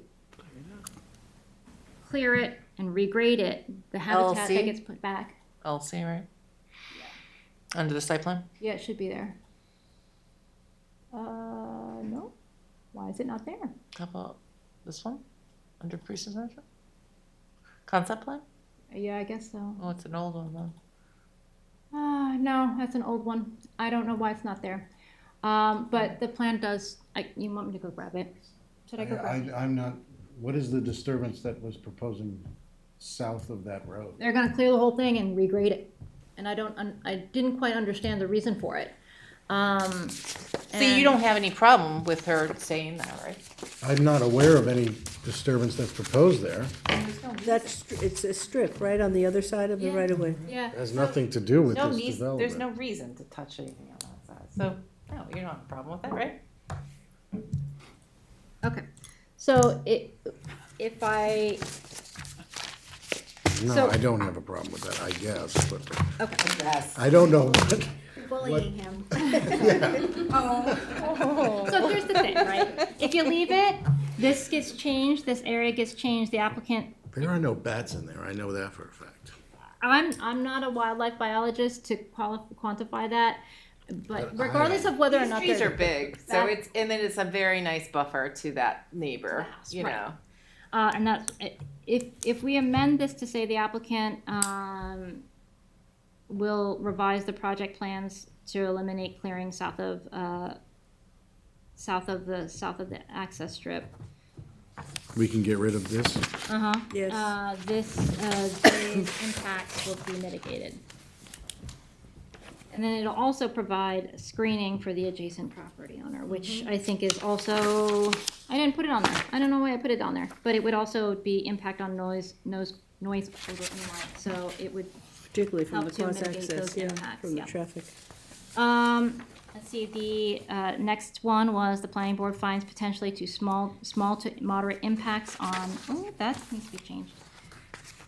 Transportation.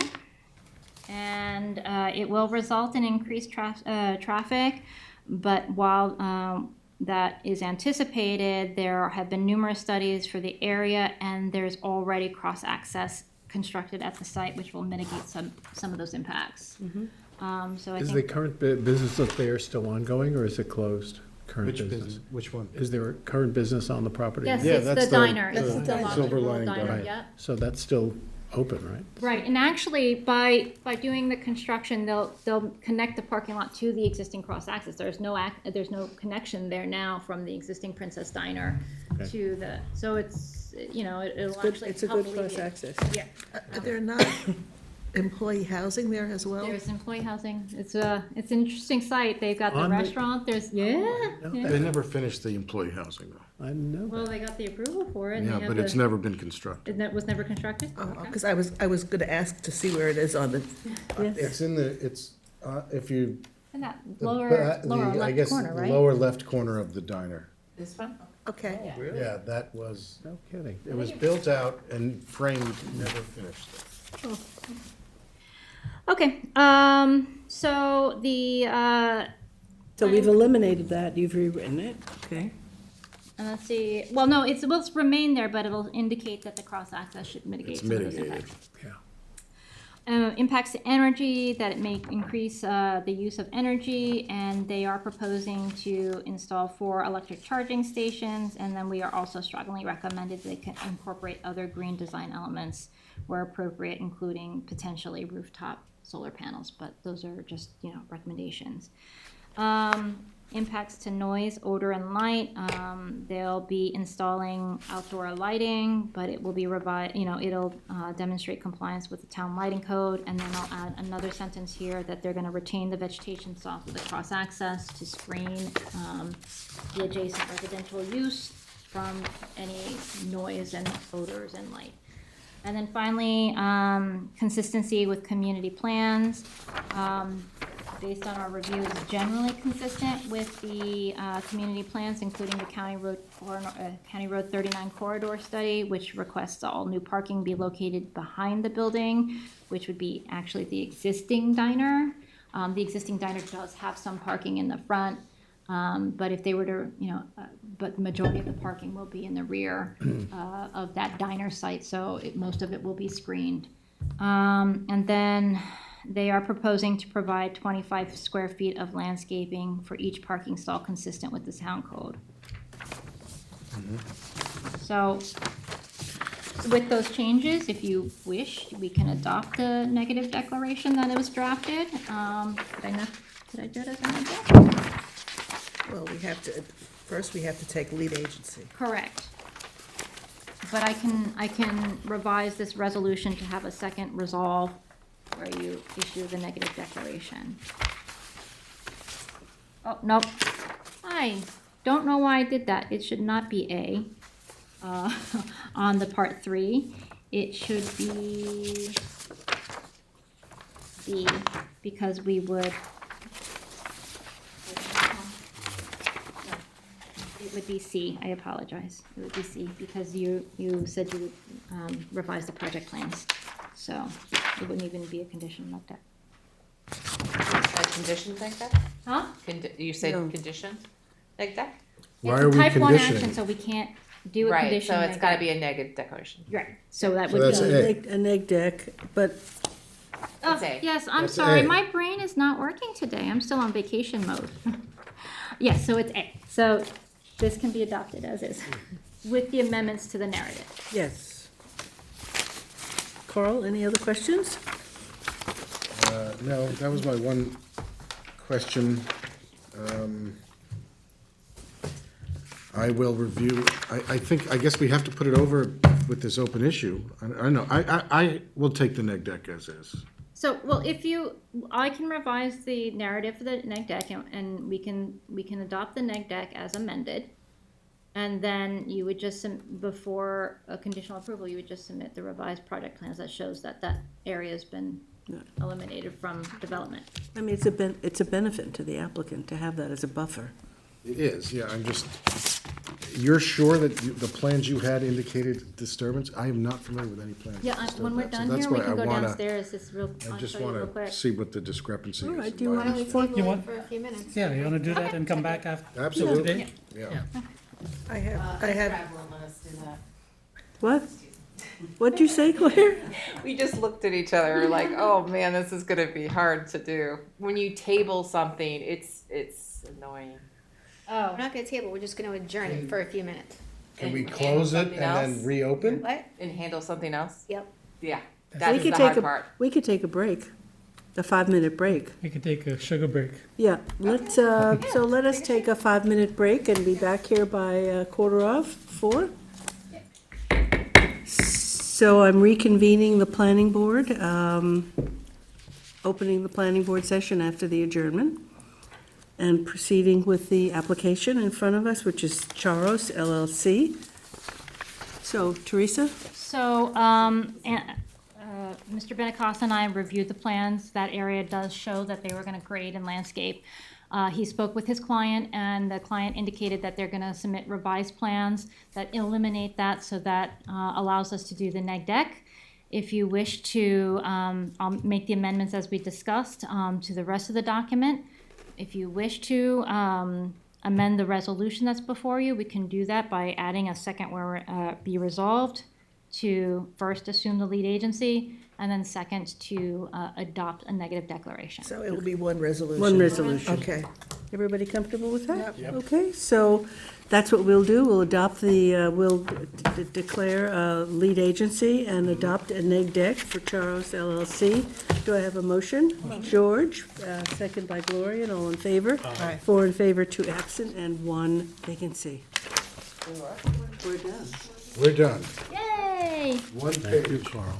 minor note, proposed, 3 pages. 1 page. 3 You almost pages. didn't find it, 3 pages. 3 pages. 3 pages. but he's fine with it. That's fine. Thank you Okay, very much. good. And then, And I was just, as a area aside, as I was driving past on my way to today, the old, what was going to be the Tesla dealership, it's now got a big Langone coming sign. yes, we have that site plan. It landed on my desk this morning. Okay, Yeah, well, Langone Health. What's yeah. coming? Yeah. Langone. New York New York NYU NYU Langone. Medical. at the Pier 1. Mhm. Yeah, Do we need Christine back to continue? yeah, she's somewhere. Could you be Christine?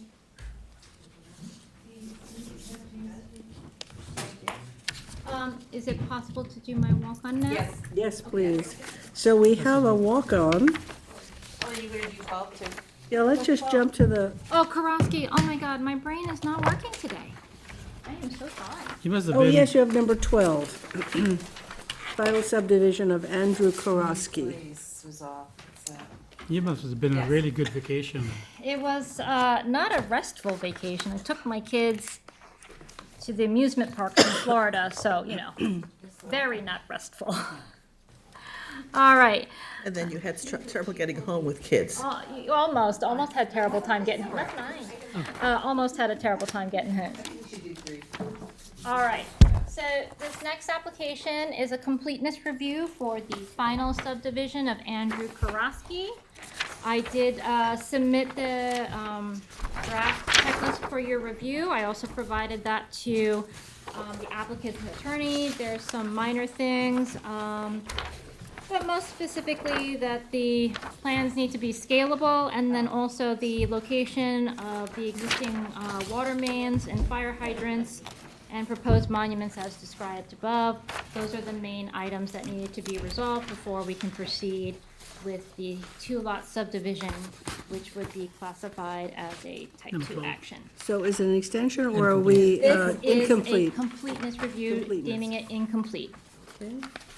Motion Motion? by Gloria, second by David. All in favor? Aye.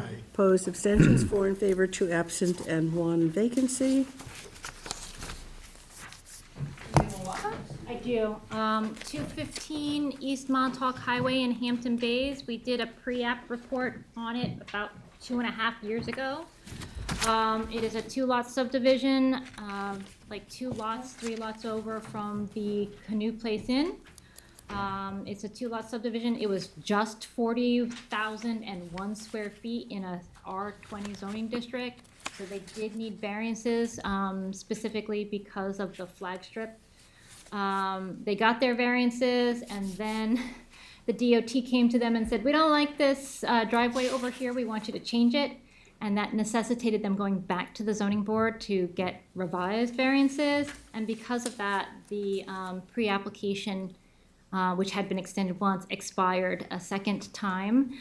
They are ready to submit their final subdivision application, so they do need a extension of the pre-app report, but we'd also have to waive the extension policy. So the first resolve, which I don't have the resolution for you today, the first resolve would be to waive the policy, extension policy, and the second would be to extend it to April 1st, so that they have the opportunity to get in the application next week. So we're extending it because of extenuating circumstances. Because of the extenuating beyond circumstances. Control of the Yeah, applicant. because they got their variances and then the help, the Make state. sure that's in the resolution.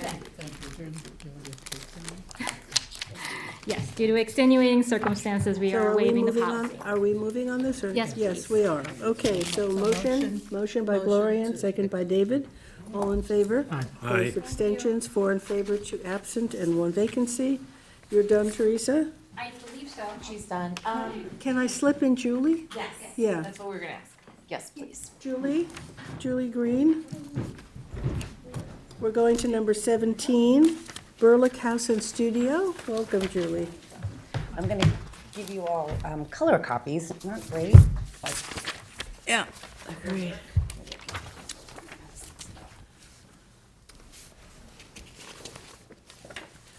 Okay.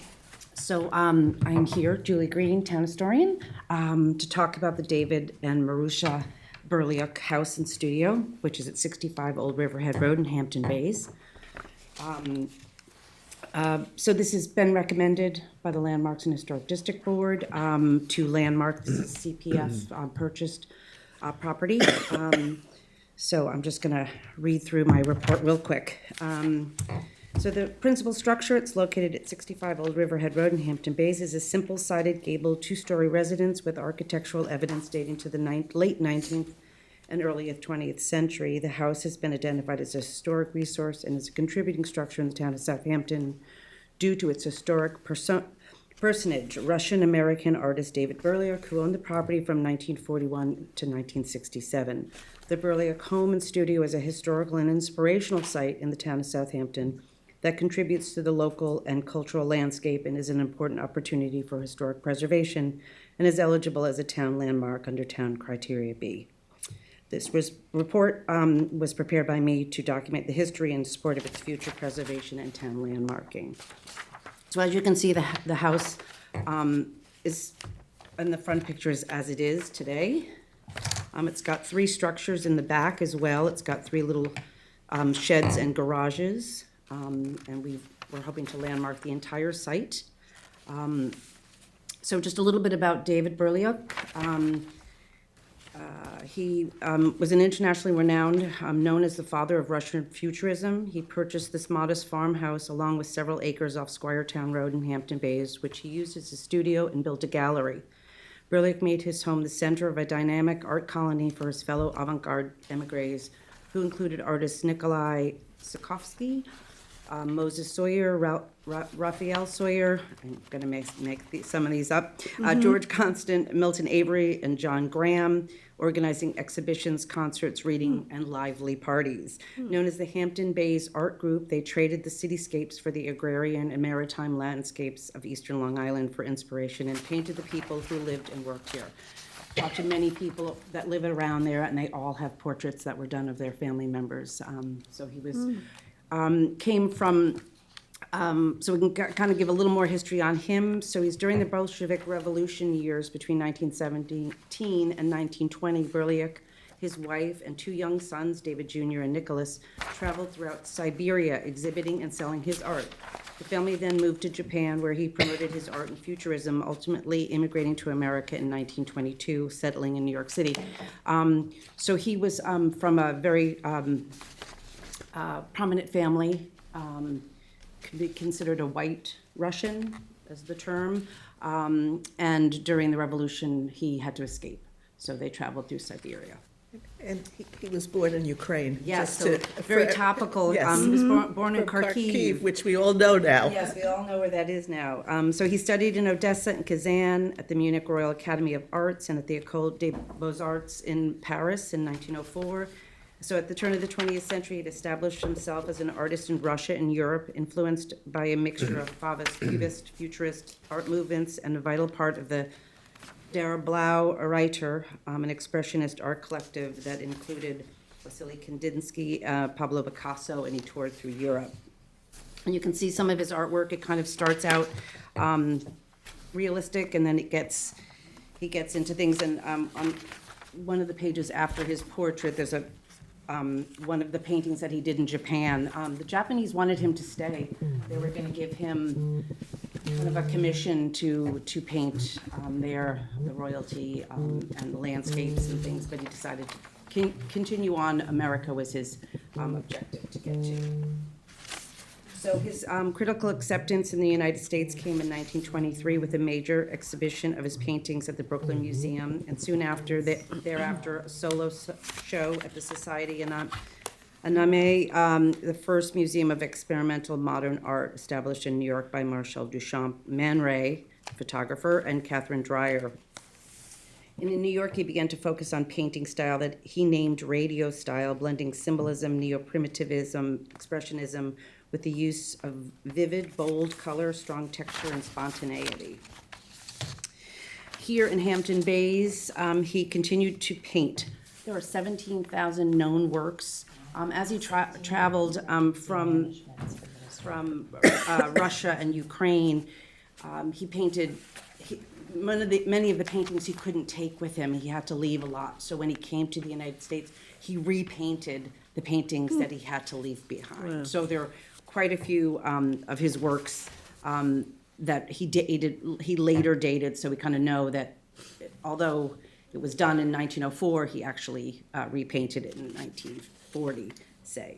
And he also wrote and published a journal. He exhibited locally at the Parish Art Museum, the Guildhall, and worldwide, traveling extensively, including a 1956 trip back to the Soviet Union, and became an integral part of the Hampton Bays community.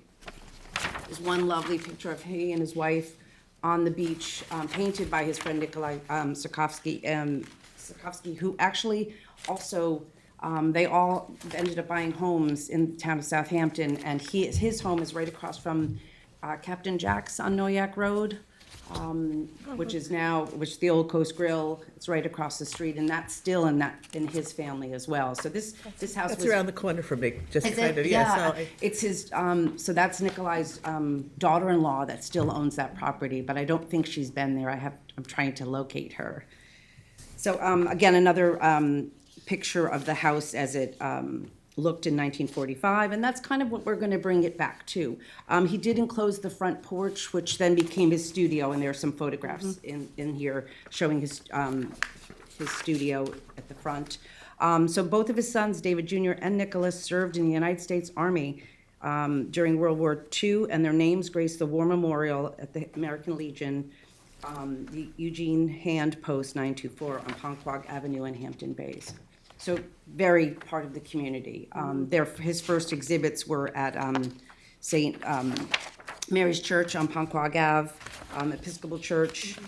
They opened up a school on the property, so they taught painting. And that's one of the things that I really love. I mean, there's some beautiful architecture out there, but when there's somebody that gives back to the community and really lives here, it's kind of a wonderful thing. So I'm hoping this is kind of a no-brainer. Oh, it is a no-brainer. Is it inhabited now? 15 years ago, I went in. Oh, you did? Yeah, Richard Casabianca, I don't know if he Mhm. still Yeah. was a big proponent of Yeah, this, they're- and he brought us all through there, and Yeah. we didn't have enough people to support it, but that's Yeah. great. Unfortunately, they're on the corner of Squiretown and Old Riverhead Road, there's a white concrete block building that I think maybe 10 or so years ago, there was a push to buy that was the gallery. And unfortunately, they passed on it, and now it's privately owned. So it was this big corner that he owned of all these properties. So that's the gallery, and his wife, and that's why she's being listed on the property, her name as well, because she really worked hard on his journal and selling his art in the galleries. And he's also connected to so the Liaison Hat Shop, which is the Hampton Bays Historical and Preservation Society, they actually, there's a postcard picture of the two of them. They had gone to the Cheekwood Estate in Nashville, Tennessee, and it was sponsored by Myron L. King, so the Prosper King House and the Liaison Hat Shop are the King family, and that's their son, and he moved to Tennessee and opened an art gallery there. So So the burlesques actually went to his art gallery, so it's kind of nice to know that they were all connected and knew each other. I'd love to know what the town is planning to do with it, because CPF doesn't usually maintain properties. Right, They so we're gonna work get, we'll to have a third party. steward, so like the Liaison Hat Shop and the Prosper King House, they have there's the Historical Society's the steward. Oh, So so- we're gonna do the same. Right now, we're keeping our fingers crossed, that we have a good steward in place, the East End Art Council, so. Good. Yeah, and what they'll do is they'll promote his art plus other artists, because I think that's what part of his mission was not just about himself. You know, he hopped around with Pollock and But the art everybody, community, the whole art yes, community, yeah. so that was his. Are there descendants living there now? There are descendants that live on the property behind. It was much larger and it's been divvied off. So there were couple of years ago, when this all started, one of the, I believe it was a great nephew, was here, or great grandson, was here. And it was owned, the town bought it from his granddaughter, who's, you know, in her 90s, I believe, so. Julie, this is a great report. Yep. Really wonderful, complete, and very inspiring to Yeah. touch the history of where we Yeah, live now. and I didn't even, I mean, his artwork's everywhere. The Metropolitan has a piece. Unfortunately, it's in storage, and I've been begging them to go in and take a better photograph of it so that we can blow it up and, you know, have things hanging in my office. I'd love to Yes, have. and get an article in the It's- paper. Yeah. I personally enjoyed seeing some of his work. Yeah, there's a lot of it out there. So it's really a mission about getting people, and now with Ukraine, it's Yes.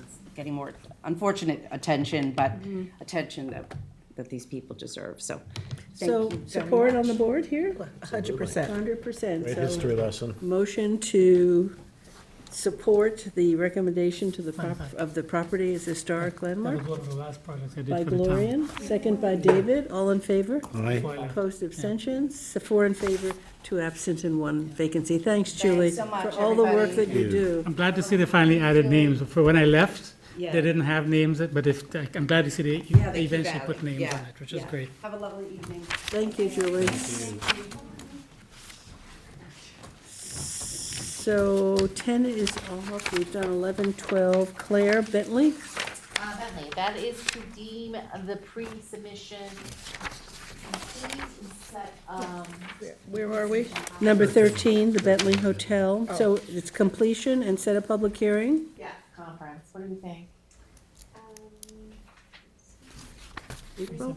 Three on for March 12th. Pre-submission conference. We only have one on Thursday. One on for the 26th, so I guess we could do the 26th of March? March 26? Motion? Motion by Gloria, second by George, all in favor. Aye. Abstentions, 4 in favor, 2 absent, and 1 vacancy. Okay. Seth, you want to, you have a re-veg, and you have a presentation, right? That's correct. So Carl is here to represent 372 Lumber Lane. Mm-hmm. We have, let's go ahead and pass out the revegetation of resolution, draft resolution. Would you like to come on up, Carl? Sure.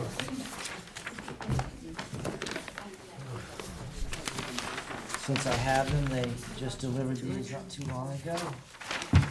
So give you a visualization. Vegetation. Thank you. So 372 Lumber Lane is a described property in Bridgehampton. It is in the CR 80. And it's on Additionally, the in north, the east side of the road? It would, Yeah. north of the railroad tracks, on the west side of the. Remember the house with the cannons? Yeah, yeah. It's Mr. right- Hendrickson. It's right next to that. Okay, the one before that. That's a beautiful old farmhouse. Yeah, it was. Anymore? It's gone? Yeah, we're getting to that. Hendrickson's. No, not Hendrickson, but right next to it was yeah. I It don't know, sounds like pass it all the they time. cleared out the land as well. Yes, I'm not sure which one we're speaking of, the Hendricks one. I'm thinking that's the one that's right over the train tracks, but this No. one was tucked in the wood. Hendrickson's a big field. He had the, he had Next to the, Farrell's property. That's Hendricks. Yes, this one with the ranch is, right. and Cannon's then right there. down ways is the farmhouse, That's right. No, that's not where it is. isn't it? The farmhouse That's is the right here. hills and the farm. Yeah, but That's we're, the farmhouse that you see. The white farmhouse, right. And then this is his That's- this was his house, and then that's not this the lot is- we're talking about. Yeah. and down up So- here is the lot you're So talking this about. had two small, single-family residences, I guess, they were, or Well, maybe one one was was a not a barn? residence, No, it was a barn. Okay. The Was that previous owner Pollock was Farm? using it that way. Sorry? I'm confused as to where this is, because there's a whole area that's been cleared. Yes, that's And- it. And there's a and Farrell? tower where you can look, they built a little tower to see the view from a second story if you're looking towards the back. Yeah, That's what we're talking about, that property. okay. Yeah, so it is 61,375 square feet. It's in the APOD and the archaeological sensitive area.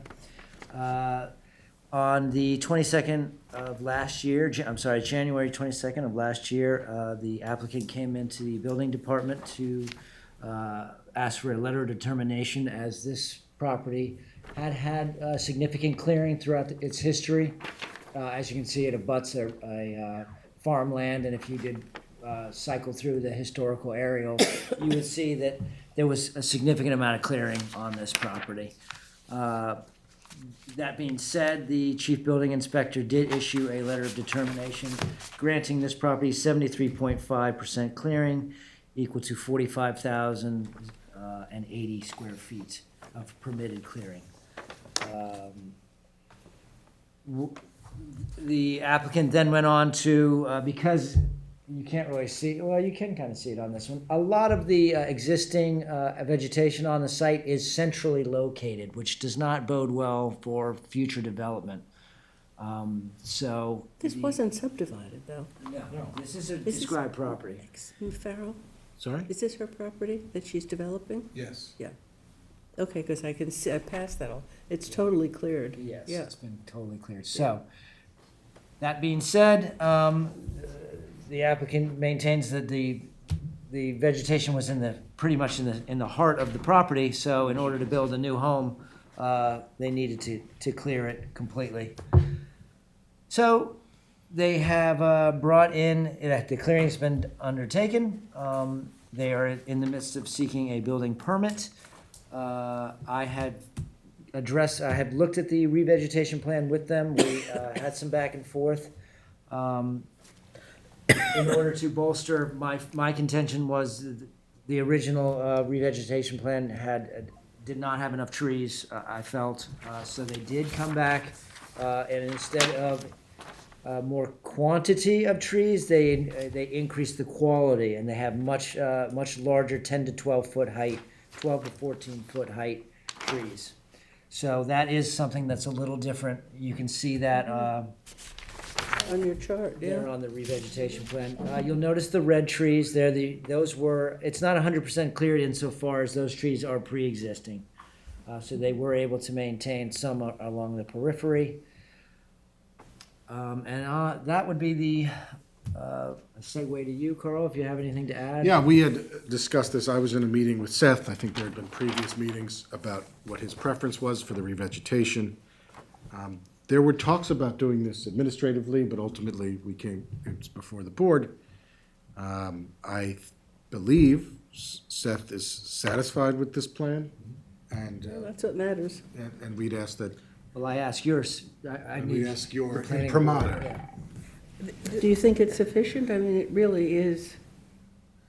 I would say, looking at what was pre-existing, again, I cannot hold it to the standard of this was a vacant parcel and there were trees abounding. When was this My picture taken? understanding was, When was this picture taken? Last year. that was last year. Okay, there were trees, a few more trees on the other side, on the north side of the lot. So my understanding, there was a lot of cryptomerium, there was a lot of olive, there was a lot of invasives on the site. It was not, it was a hodgepodge. It was a successional, which we Yeah, allow for yeah, other right. trees to take root and to Right. grow. At any rate, there, it was previously disturbed. I feel like this is a substantial investment by this individual.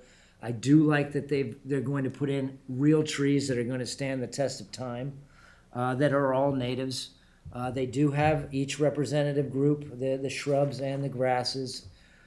Which I guess is these little hatch things. Yes, exactly. Can they put another tree facing Lumber Lane? You have a large tree sort of on the corner on the north side. Mm. Have you considered that? I mean, it really would, at least somehow, this house is gonna be a major house. That it is. I know that, And it's slightly elevated too, it goes up. I know that this plan had gone through a lot of back and forths. I would I don't think I would that- ask the board to not amend it at this point. We've gone a very, You don't think she'd agree to put another tree in? where do you want the tree? I think what we're saying is. Where there's the a dearth of crosshatching is on trees. Lumber We have Lane. existing, but we don't have any, You don't have a supplement. Okay. It's Would the- we approve it today, subject to that? Yes. Okay.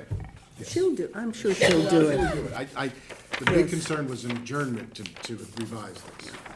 Because there's a bit of. a Because time. one more tree facing Lumber Lane would look great. Her, should be able to sell the house. okay. So, So as amended by, with the addition of, a tree, do we want to specify one of the you species? specify it. But Okay. it'd be something fairly large to match what's on the other side, Yeah. is that what you're Certainly. saying? Yep. But it's on one side or the other of the driveway, is that what you're looking for in the front on Lumber On the Lane? front, the north Yeah. piece there. Where, I- on here, this I'm area? thinking that right there, in there, And Yep. what kind of red tree? circle. Yep, yes. Well, we're not gonna, let's just go with, What have you got here? You've got dogwood, red Lindens, maple, maples. American hornbeam, eastern red cedar. I'd I'd pick a say a linden. maple. What would you say? Linden. let's go with linden. Okay. Sorry, Jack. I won't argue. Listen, I just came from a American. country that had the most extraordinary trees. Extraordinary. New Zealand. Oh, how was New Zealand? But I mean, the trees and the treescape, you would have loved it, Seth. I've always wanted to go there. They're huge. Tough to follow on. This is on TV. Discussion the of segue all, into everybody the going next to bit. Okay, so let's adopt this. Resolution. So we'll, As amended? just for the record, we're adopting this as, this report with the addition of an Yeah. additional American linden in that area In the north area of indicated, north yeah. of the driveway. Yeah. Okay. Okay, motion by Motion. Gloria, second by David, all in favor. Aye. Opposed, abstentions, 4 in favor, 2 absent, and 1 vacancy. Okay. Oh, yeah. Maybe. Yeah, there'll be a letter to building.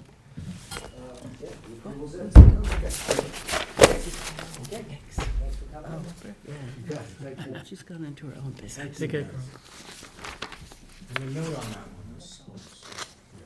For which one, the clearing? Hey, she picked it up, so.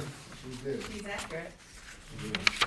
Give it to her. Thanks, everybody. So I have Serenity Fields. I thought they were gonna be here. This is, to extend beyond the 2 years, the pre-submission report, 656. Is next to the park. Yeah.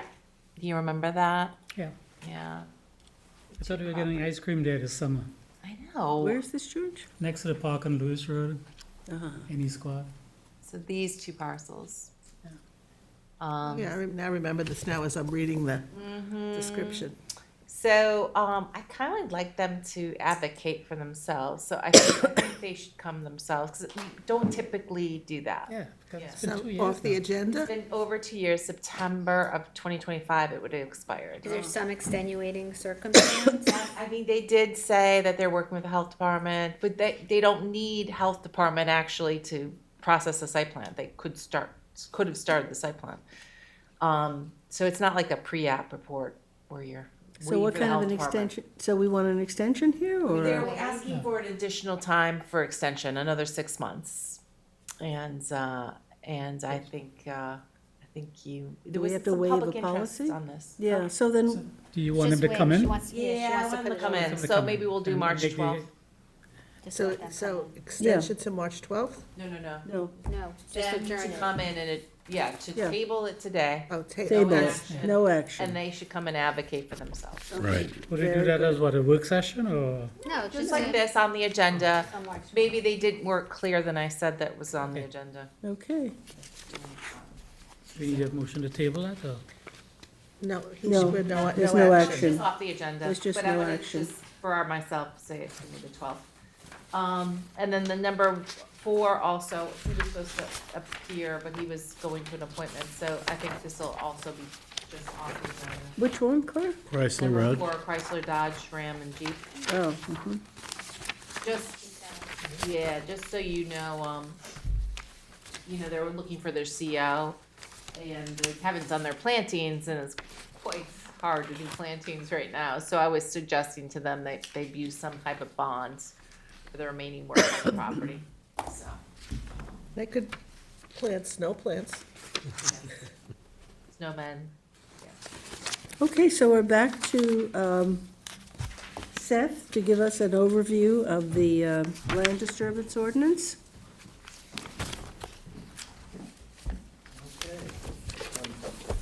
Pleased to bring you the town board referral of the land disturbance ordinance, the new article 13A. I am going to hand, first of all, would anyone like a copy? I have sent it I out. have my own. Does everyone have one then? I Okay. printed one out, yeah. Here is a cheat sheet of kind of the different sections of the code. Thank you. Thank you. But that's what you sent us, yeah. Perhaps I sent you this, Yeah. So you may be familiar with Article 13, that would be the Aquifer Protection Overlay District, so this would follow right afterwards, being 13A. The notice has been sent out that there will be a public hearing on March 24th at 6 p.m. to discuss this draft legislation.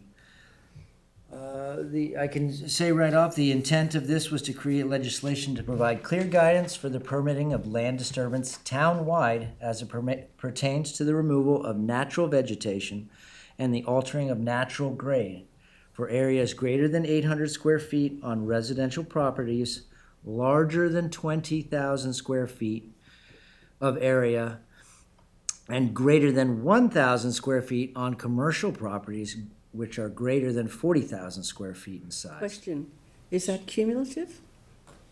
That would be cumulative, sure. So you could do a piece here, a piece there, a piece there, that, You would as have opposed to Wait, aggregate. 20, you can that. aggregate. You would have to, if you were doing 400 here and 400 there, Can you add that word? That would trip the threshold of 800. Can you add that word? I think It is Aggregate? actually- it's somewhere it? in there. It is in there, it is Okay. aggregate. Okay. Yes. The only question, over what period of time? And then there was that, we have also accounted for a period of time as well, a period of a year.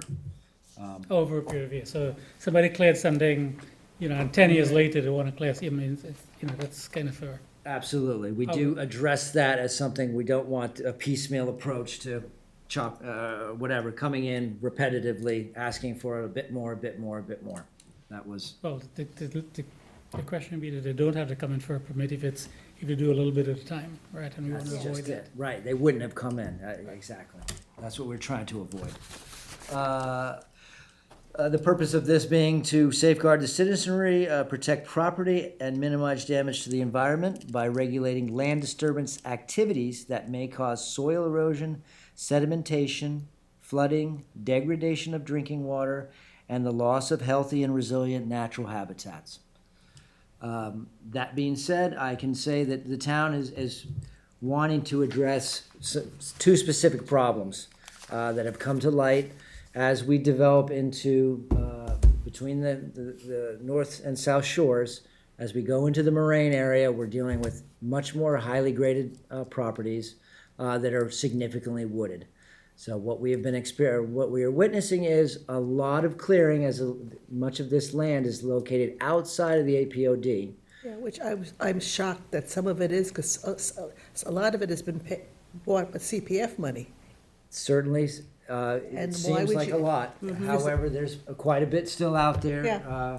that is But no, why undeveloped. would you not, why would those lands adjacent to CPF land not have already been in the Aquifer Overlay Protection District? That's what, Well, that's a good question. Certainly. That's a, Let me I've, jot it down then. I've, The Aquifer Protection Overlay District was, as you know, created back in 1984, and it specifically targeted areas where the aquifer, where the properties had a direct linkage to drainage into the watershed and directly into our sole source aquifer. That it was determined that it was not townwide. I was not around for those deliberations. But there are parts of North Sea that are in the moraine. They're hilly, and they're not in the APOD, and there are hundreds of acres that CPF has to keep natural trails. That makes no sense to me. it doesn't. And a I good mean, point. having been on the Trails Advisory Board for a bunch of years, I've been asking myself that question for 25 years. You mean like talking about like Tuckahoe Woods? Yeah. Yeah. So why isn't it So maybe protected that with would be a APOD? threshold? Pardon? That's a threshold? Like, are you adjacent to existing town open Yeah, space? Yeah, or even, it may not have been, 84 was when it was developed. We didn't have CPF then. But why would CPF target that? It just seems a disconnect to me. Yes. And I mean, not that it's going to necessarily affect this legislation, but maybe we relook at the APOD. Well, it certainly would offer sizing. intent for us to say, we are actively purchasing properties that are in these areas. CPF is using town, the monies, and there was no reason why it wasn't included in, for protection to begin with. So we are spending money to protect it. So, Doreen, are you saying that one of the recommendations should be that we revisit the boundaries of the APOD? Yes. Yes. I think we I did think that. that's what I'm hearing, but. I think we Yeah. did that once before, and it was very controversial. I have to say, this is the fourth iteration of a tree protection, land disturbance, or APOD expansion. This is now another iteration. Those ones failed. We are trying a new technique, a land disturbance ordinance. We have to do it because there'll be nothing left. So this will probably fill that gap between why it wasn't an APOD, if you can get this through. Yeah. This is to fill the gap where there is no clearing limitation outside of APOD. Literally, you can do property line to property line. We have no oversight. We cannot You give have no guidance. tools, yeah. We have no tools, and it doesn't even require notification. We, sitting here, having fielded many phone calls from distraught neighbors where we've dealt with in the APOD, significant clearing. People are very distressed when the neighbor next door or the new owner decides to clear cut the property. And by and large, most people don't know what APOD means, why it passes. They don't know that our drinking water comes from the aquifer under their feet. I mean, there's a certain education. Comes out of your faucet. Comes out of the faucet, which is why I did that program, All In for the Aquifer. So there's certainly an education proponent, I think that they should, Absolutely. a definition here of what APOD means and and why. So. You that say be- 1984, APOD? Yeah, April. Yeah, he just said, I would just repeat what he said, because Okay. It started in 84, and then the regulations tightened up in 87 and then 89. That's why you see these differences in the subdivisions. There was a lot of upzoning, because my property got upzoned to 5 acres. Yeah, that's was always been the 87. issue with APOD, you know? Because the scale that you have is a certain size property has a certain percentage, if it's an APOD. Then you get to the large parcels, like 200, and you can clear what, 65% No, or something? it's the other way. It goes less. It goes, it's Yeah. like, 25, 15, it starts to it go. goes, as the bigger it is, the smaller the amount of clearing, because you want to keep more Right. trees. But on an acre property, you can clear 50% because you wouldn't be able to build anything if you couldn't clear. Not the size of the houses that are being built today. This is one of the factors that we're contending with, that the homes are getting built bigger, 30%, I could probably easily say 50% bigger than what they were, what's being demolished and what's being put in its place. I mean, we just looked at 372 Lumber Lane. That was a significant development. It was 60,000 square feet, and they were revegetating 16,000 at the end. That's 45,000 of stuff. Yeah, sure. It's not lot coverage because not all of it has a roof. That huge courtyard in front, and then the tennis court, the Tennis court and the swimming pool. pool, yeah, takes up a lot of area. At any rate, so we are contending with that. We've got obviously the market forces that are driving people away from the coastal plain, which is now highly developed, has been pretty much, or was defoliated hundreds of years ago. And we understand that this ordinance is not retroactive. We are going to assume whatever's been developed is where it stands. Yeah, I mean, we want to be proactive and look forward and manage development as we progress. So there's no pre-existing formula here. There is what you have as of passage. If this ordinance passes, it would be, that's the line in the sand. From then on, if you had 60% of your parcel developed, we are going to then weigh what development takes place after that. So let's say 40% was left undisturbed. Again, this is the operative phrase.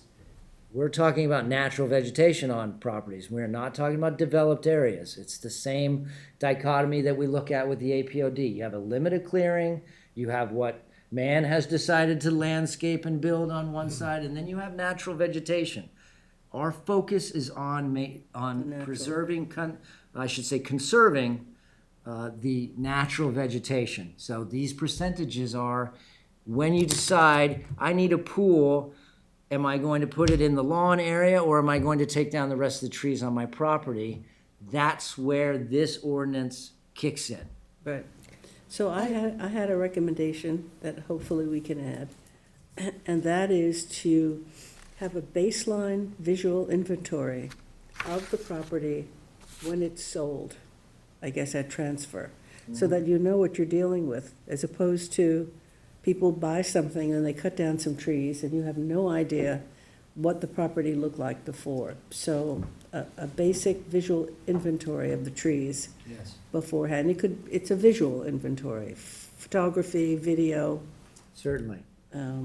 Okay, yeah, and we do have something like that for submission standards where we can't expect everyone, every homeowner to go out and get a new survey.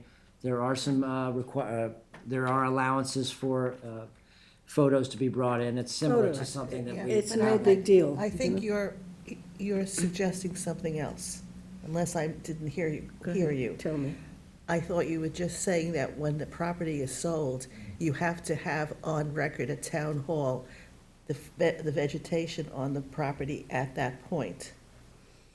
I thought that's what you said, but maybe I misinterpreted. I think in the transfer. I don't know, what do we think? I mean, let's talk about it. That's actually not hard to do if you connect it with the CO, because most people get updated COs before they sell their Well, properties. they're supposed to, yeah. This is something the building department contends with all the time. I know the chief has wanted an updated CO prior to the transfer. Because there's things that are going on that maybe you're not in compliance, and if you had it every single time, an updated CO, I know he's working on something along those lines. East Hampton has it. Yeah, we don't have There's it. a We lot didn't of have it here when bulking, I but we bought. I don't found have out, That should be. my lawyer made a goof. There were a couple of things that were not CO'd, which I had to take care of afterwards. So it's not, and I asked the town, why don't you have somebody at all these closings? But, so we couldn't possibly have somebody at every closing. So it should just be a requirement, I agree. We certainly could lean into that as well. I know there's a push from other departments to have that, so this could. But I don't want to confuse it with the visual inventory. Yeah, as part of the So CO let's thing try to is to carve get a that out. visual. Yes. Well, we could I mean, if we went down that avenue, we could say that at least the as-built survey, that a survey needs to be produced upon sale that shows at least our developed versus undeveloped areas on the property. You're getting, you're getting into a whole Yeah, area I know. I of was just about- enforcement and staffing and a whole nother, I'm not saying it's not laudable, but I mean. But you have for a picture. purposes of this, But you have a photograph. who's gonna say that photograph is real, authentic, made up, AI, I mean. Oh, you mean I mean, AI in this day and photograph. age, I mean, But the problem is you can adopt the legislation, but you have no place to verify that, in fact, this property looked like, what it looked like. So you don't know what you're enforcing. Well, we do mention, I think the code does mention aerial photographs Yes. as being But that's- what they rely on. But that's We have based on that. the application now, and I think what being discussed now is, We do have in the submission that the Department of Land Management shall determine based on the intensity and breadth of land disturbance if the applicant should be required to submit additional information. That's a lot of words, that's not saying what we're saying. Well, I'm sorry, I grabbed the wrong one, but there is something in there that says, I saw we're it. going to look it through the history of what's been permitted on the property, and we're going to consult the aerials. Our GIS are has, quite robust. Yeah, So we have, Granular. yeah, Yeah. all right. Well, that's what we're asking Yeah. for. So they're But gonna I do that mean- when they entertain it. They're gonna look at the property and making a determination whether The or not good they're thing gonna now is that approve they- it. They're gonna look through the history. They're actually taking aerial photographs much more often now than they Every used year. to. You have, a lot can go on between, runs of aerial You photography. can but clear cut it overnight, yeah. Well, you can, Yeah. in that case, there is a violation if you cut it overnight. Yeah, we have the aerials that are uploaded every year, and then we do use The town year the town takes them? We order them. I mean, I just They come think from that it would make it Google so Earth or much something. easier Oh, they can pick to them up from track there, that's something true. when you know, when you have a record of what's existing. I can say that having done the APOD, the GIS that we have and we do have access to other software, you can get a very accurate representation of what's going on that property. I and over mean, years, because Over the year, we've seen exactly. that. When we, Now, would you suggest more visual tools, more digital equipment that the town should use? I mean, because every now in planning, we have these sort of moving videos of the streetscape, but you have to put that into the system. But it's so terrific, because you can Is that- or is see that coming out a of Google buffer. Maps? that's Would coming you- out of Google Our Maps. email? Oh. Oh, that's coming out of Is Google it? Maps We go usually. to Google Street View. Like Yeah. Google Street. Street View, Yeah. so it's Yeah. Google Street That's View. Google Street. Yeah, but It's that not is- it's, yeah, Definitely not updated. No, No. yeah. That is. Sometimes I think there's years between the, Yeah. yeah. because I know for a while my house didn't have any of the new stuff that we put in. So do you, I mean, you're the closest to this, Seth, yes. so I'm so glad you're doing this, so glad. Do you wish you had a tool, a visual tool, a digital asset that you don't have now that would make your life easier, other than going out and, I would just add that, well, so what we're asking of the citizenry is, you are now going to be, we would require you to now have a limit of clearing. It doesn't matter if you're in the APOD or outside of the APOD. So that's an ask of them. So we're getting a surveyor to go and assess, and we rely on their point of view. However, we do have an ability to push back. Those are site inspections. There is nothing like going and seeing the actual site. So there's all the tools in the world. I feel like we do have quite a few fantastic tools at our disposal. But we do put in there, there might be a need for a site inspection to verify, is this landscaped areas? I mean, we can only see a canopy on the GIS from the aerial. exactly. Sometimes you need to go and take a look. But we do have provision in here to determine what is natural and what is not. And we're astute at that. I have a basic question. I read through this today again, and can you describe how planning will say to an applicant, no, you can't do that? What are the criteria? Certainly. Good So question. I would say we could go into the code. We do have the standards for the issuance of a permit. That's 6911. which would be like the 6th page. I'm sorry I didn't number them. The public notices are not numbered. apparently. Standards for issuing, A, it goes A through I, right? Yeah. So these are, what we have here are some of the standards, some of the things that we would be looking for. Can you try to help me find it? So the 6th Oh, page. issue, like, There's also in your cheat sheet. summary sheet in Oh, the I'm sorry, second. the Got a 5th. summary sheet. Permit That's shall, 6911, standards for issuing. I'm afraid it says 6911 is at the bottom of the 5th page, and then you flip over. Yeah. So what we're trying to achieve, I mean, we can see, or I'll wait for you to get there, I'm sorry, I don't mean to rush you. So it would be A1, you see A1 at the top?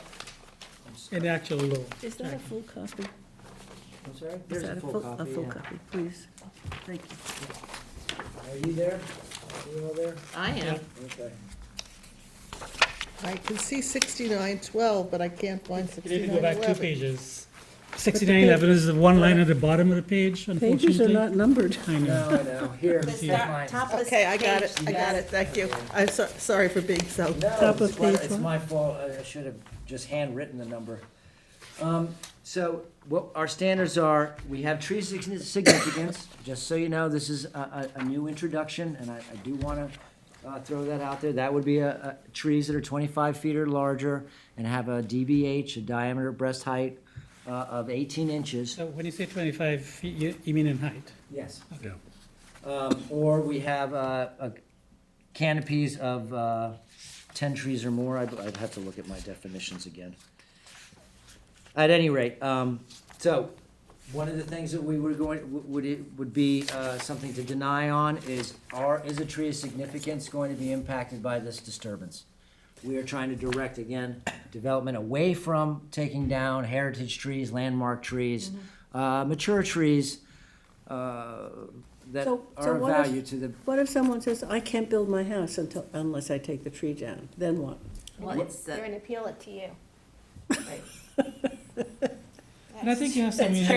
if it's within a principal building envelope. We're the appeal you have board to for clear it this? too, right? Yeah, certainly, again, let's not conflate vacant lots and developed lots. These are two different. Yeah, I I'm focusing got it. more on the developed lots. Right. And what justification would planning staff have to say, you just can't do that? Right. There has to be some sort of, we're gonna make that determination, right? The code. Yeah. What gives Yeah, I them mean, ability if there's to a do that. tree that's, for if these it's a significant standards. tree and they want to take it down, we could say no, because the code says you can't take down. Right. But Or we could first- trade off. We could say, you could take it down so you could build this, I think we could do this, right? But then we want you to replace it, not with a 10-foot tree, you gotta go replace it with a 20-foot tree, you know, three or whatever, we 10-foot want, or 3 of them, you know, whatever we want to say, right? A With replacement reasonable, value is and then it's a something- bargaining, and if you get a guy like It is, Carl, but he'll first, bargain we're for gonna it. try to bargain them into a good building envelope, an Right. existing clearing, and that's gonna be a fast process. That's standing with us, working at us. We can issue a permit tomorrow if this is what you do. Yeah, If you don't do that's that, a good card. yeah, it is a good card. We can, they were supposed to process this within a month, but Yeah. if that doesn't happen, then they're preparing a plan where they're doing more than 50%, right? Right. Right. That's the threshold, and they're coming to you to make that argument. Yeah. And And it's the architects and the builders who have to know that this, if they really want to serve their clients well, they gotta know this code and build within the code to Absolutely. move the process as So fast there's as no possible. hardship here? There's no ZBA? you are the hardship. You are. Yeah, we can say no. You could say no, and then it would be lawsuit? Article 78, right? If this is the final determination, yeah, where you could make Let's say the the planning request board to is- put it over. I think to a the whole zoning other appeals. Are we gonna get- unit I don't Are know we why. gonna- planning Well, so- should be developed There so are- that it doesn't come before the planning board. There are Doesn't tree take up- commissions, there are tree Are we gonna get commissions in bogged other down by towns. this? You and bet do we're this? gonna get Yeah. bogged down. You can ask for it to be referred elsewhere for an appeal. Okay, all right, let's Well, do where that. else would it be But as I referred? see it now, there's no change in structure in town employment, all right? This is, I'm talking about over here, right? It's you, Seth.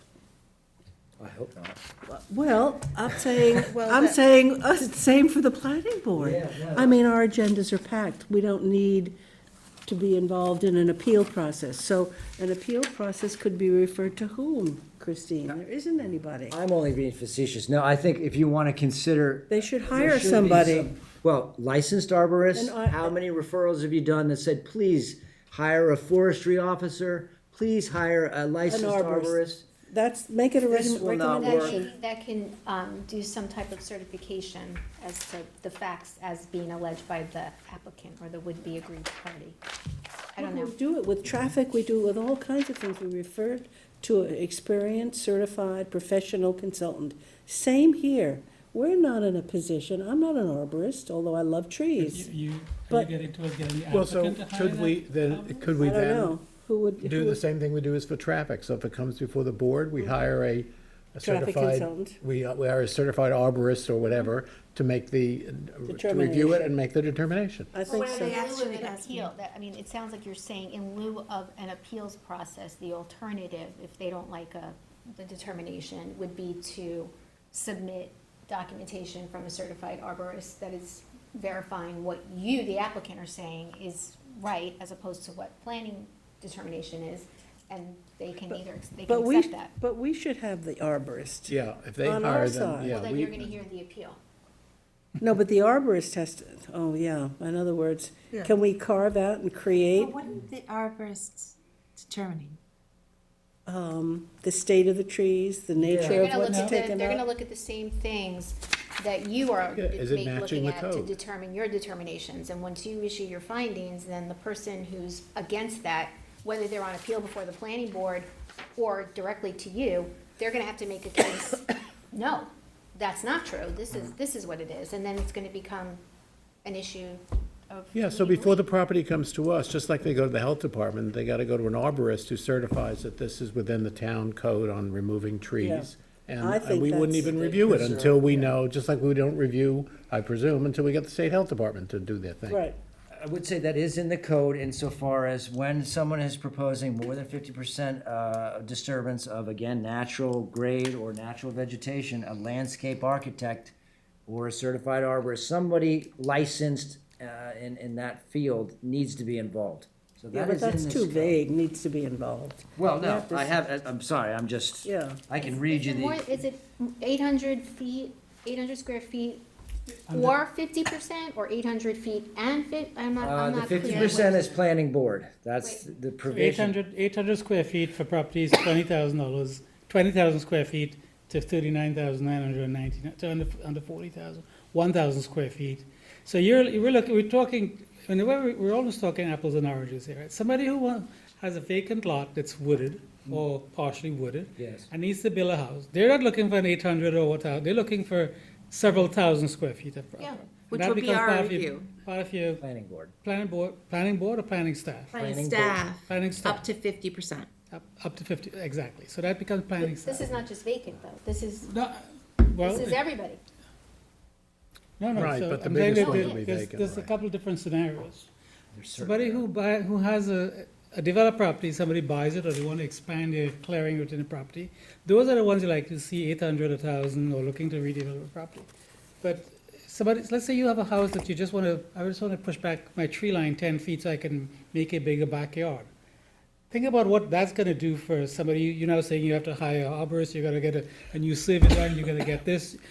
You know, you have to think about how much you're imposing on a. Well, those homeowner, were, but- there were no arborists involved with a 10-foot I know, but pushback. we Let's started be a clear discussion that that going is- towards I mean, an arborist, and here you're not talking about the health of the tree, you're just talking about, I want to take down 10 feet across my backyard, right? That's more than 800 That's feet. why- That's more than 800 feet. Would that trigger? That's a permit.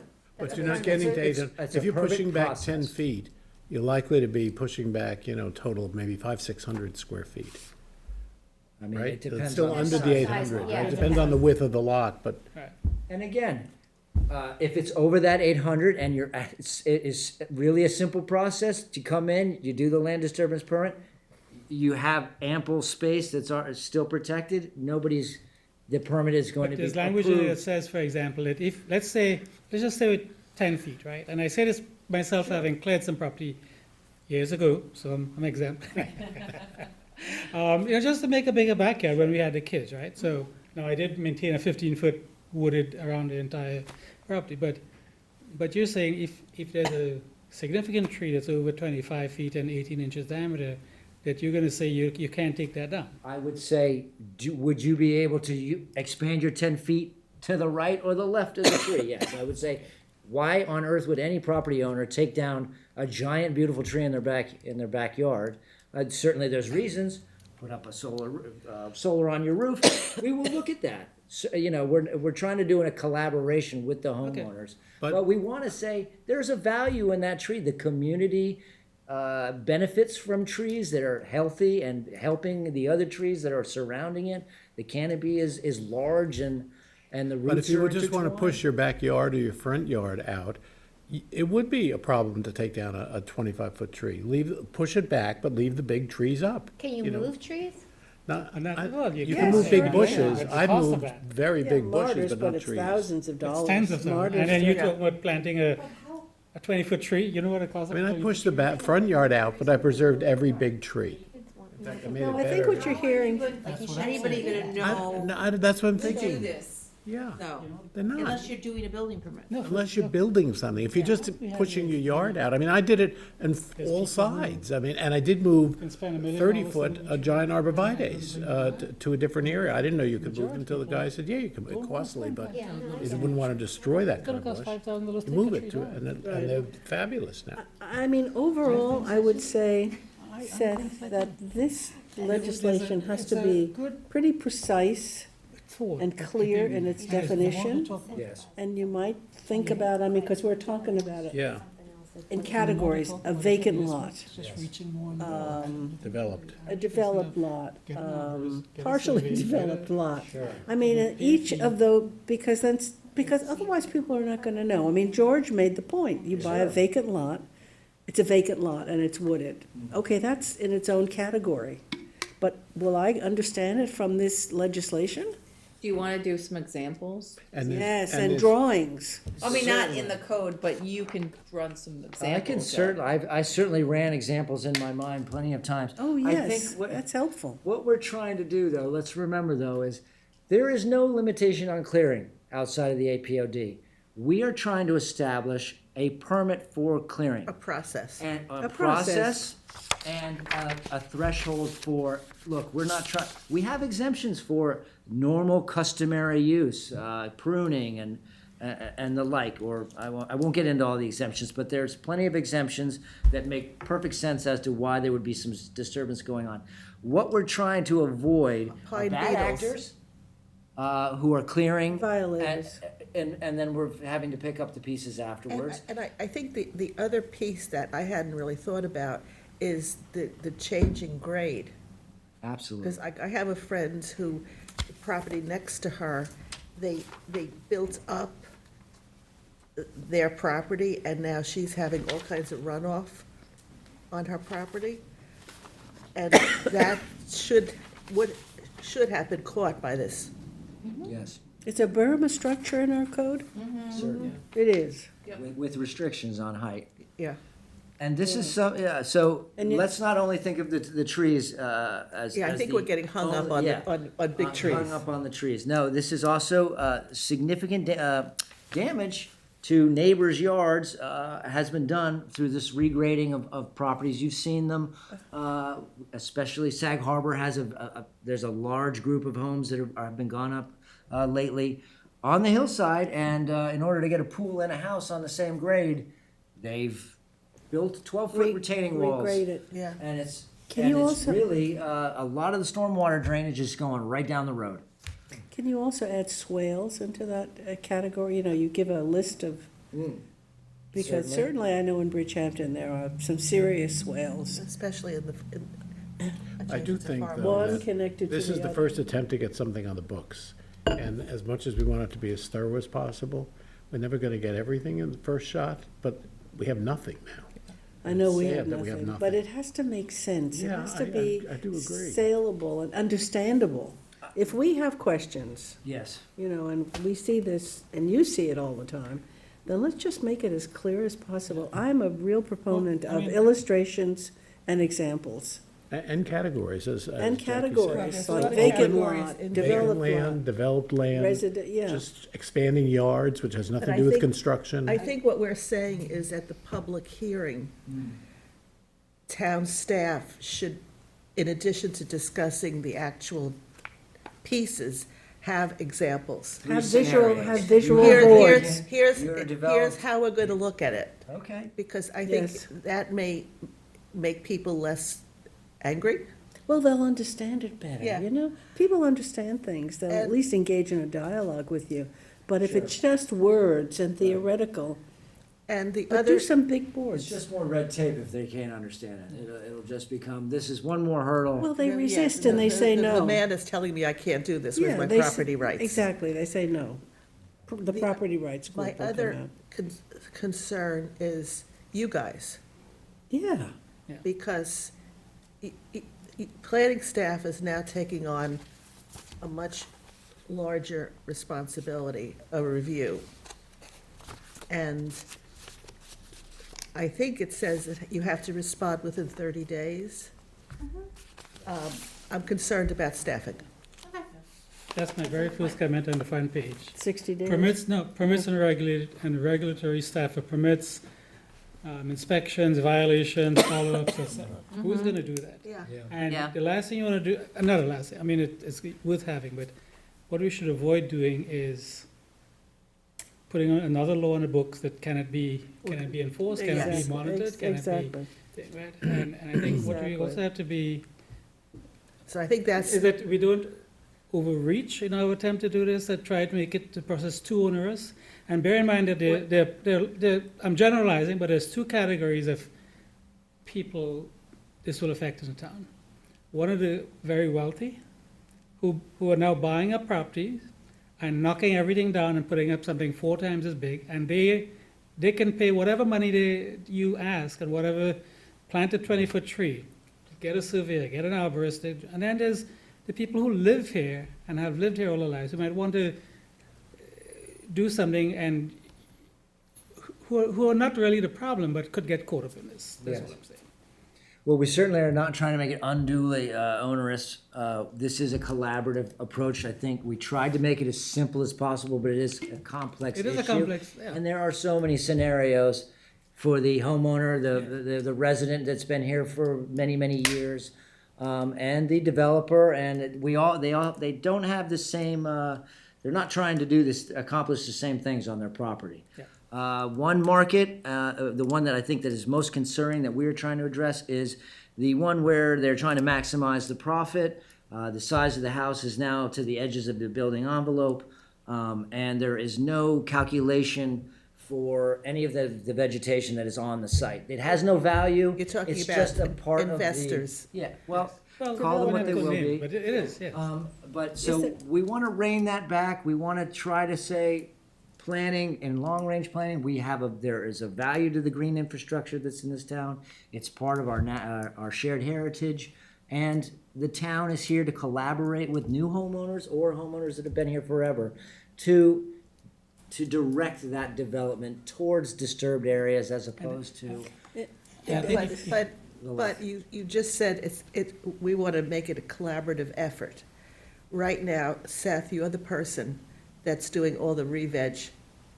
So that's 50% of the town. So we'll do the other 50%. So, no, it's not, I but think my our point, comments, my point is, if it's a collaborative effort, there has to be staffing Yes. to yes, manage that collaborative effort. yes. But here's the thing. Everybody comes in and says, I didn't know I was an APOD, I cleared it. Every property is going to be subject to this. I understand So that, there's but going to be a mass mailing that says, clearing the town is now regulated, you have to get a permit. Nobody can say that they don't know this. Will there be a mailing to every homeowner? That's. I would make that I would put suggestion. that in yeah, there. that should go, yeah. Yeah. But who's going to manage all those people that come in now and need this new permit? First of all, you shouldn't be clearing anyways after February 28th. No, I think, look, Right? I know left you it- guys, yeah. you work harder than most people. I think what we're saying is that this legislation requires management, and it requires perhaps maybe another body, which is why I went to arborist. Another It body or two. requires another body or two Yeah. in your I department. think you just need somebody who's able to shovel the paperwork. It's not an arborist. It's just maybe an educated clerk. Yeah, I, exactly. I can say we left it vague on that part. This is Staffing. under land management administration, so that would be building, conservation, planning. We are all under that umbrella. Permits will come in. Permits That will means be in. money. That Permitting- means hiring new people. Yeah. That's what that Yeah, means. but that doesn't happen, Oh, it does happen. You does can it? say one of your suggestions is to consider staffing needs in order That's to what I'm- implement. Yes. That's what you get. That's what you just said. Yeah. Yeah, that's Okay. great. Because if we're in a backlog situation, you're gonna have the world screaming. Absolutely. You'd be surprised.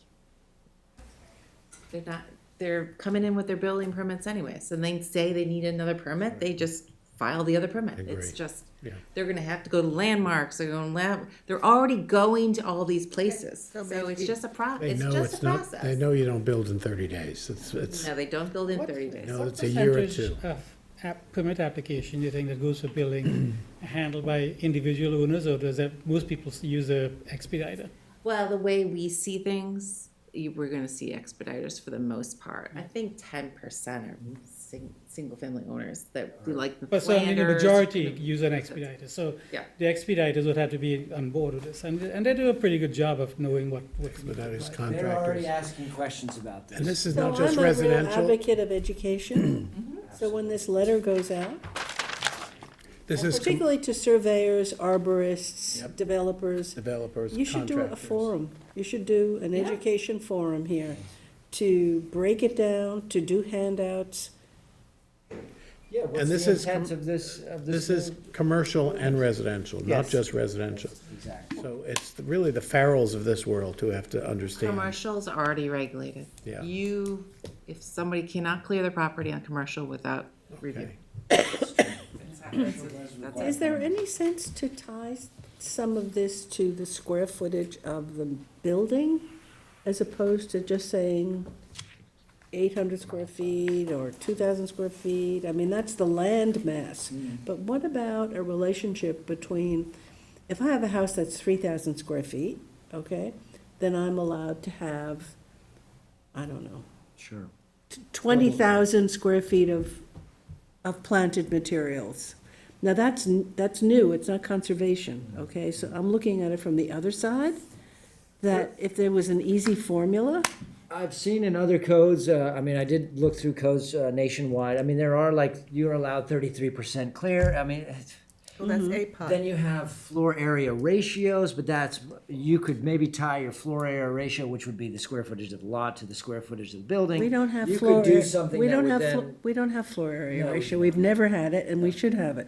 So do we have something that says, do you have a 40,000 square foot lot, you can build to a maximum of an FAR? Yeah, you Do have we to have X that? number of We don't have planting. You have to, Covered, lot coverage, which is 20%. and you also have to comply with setbacks.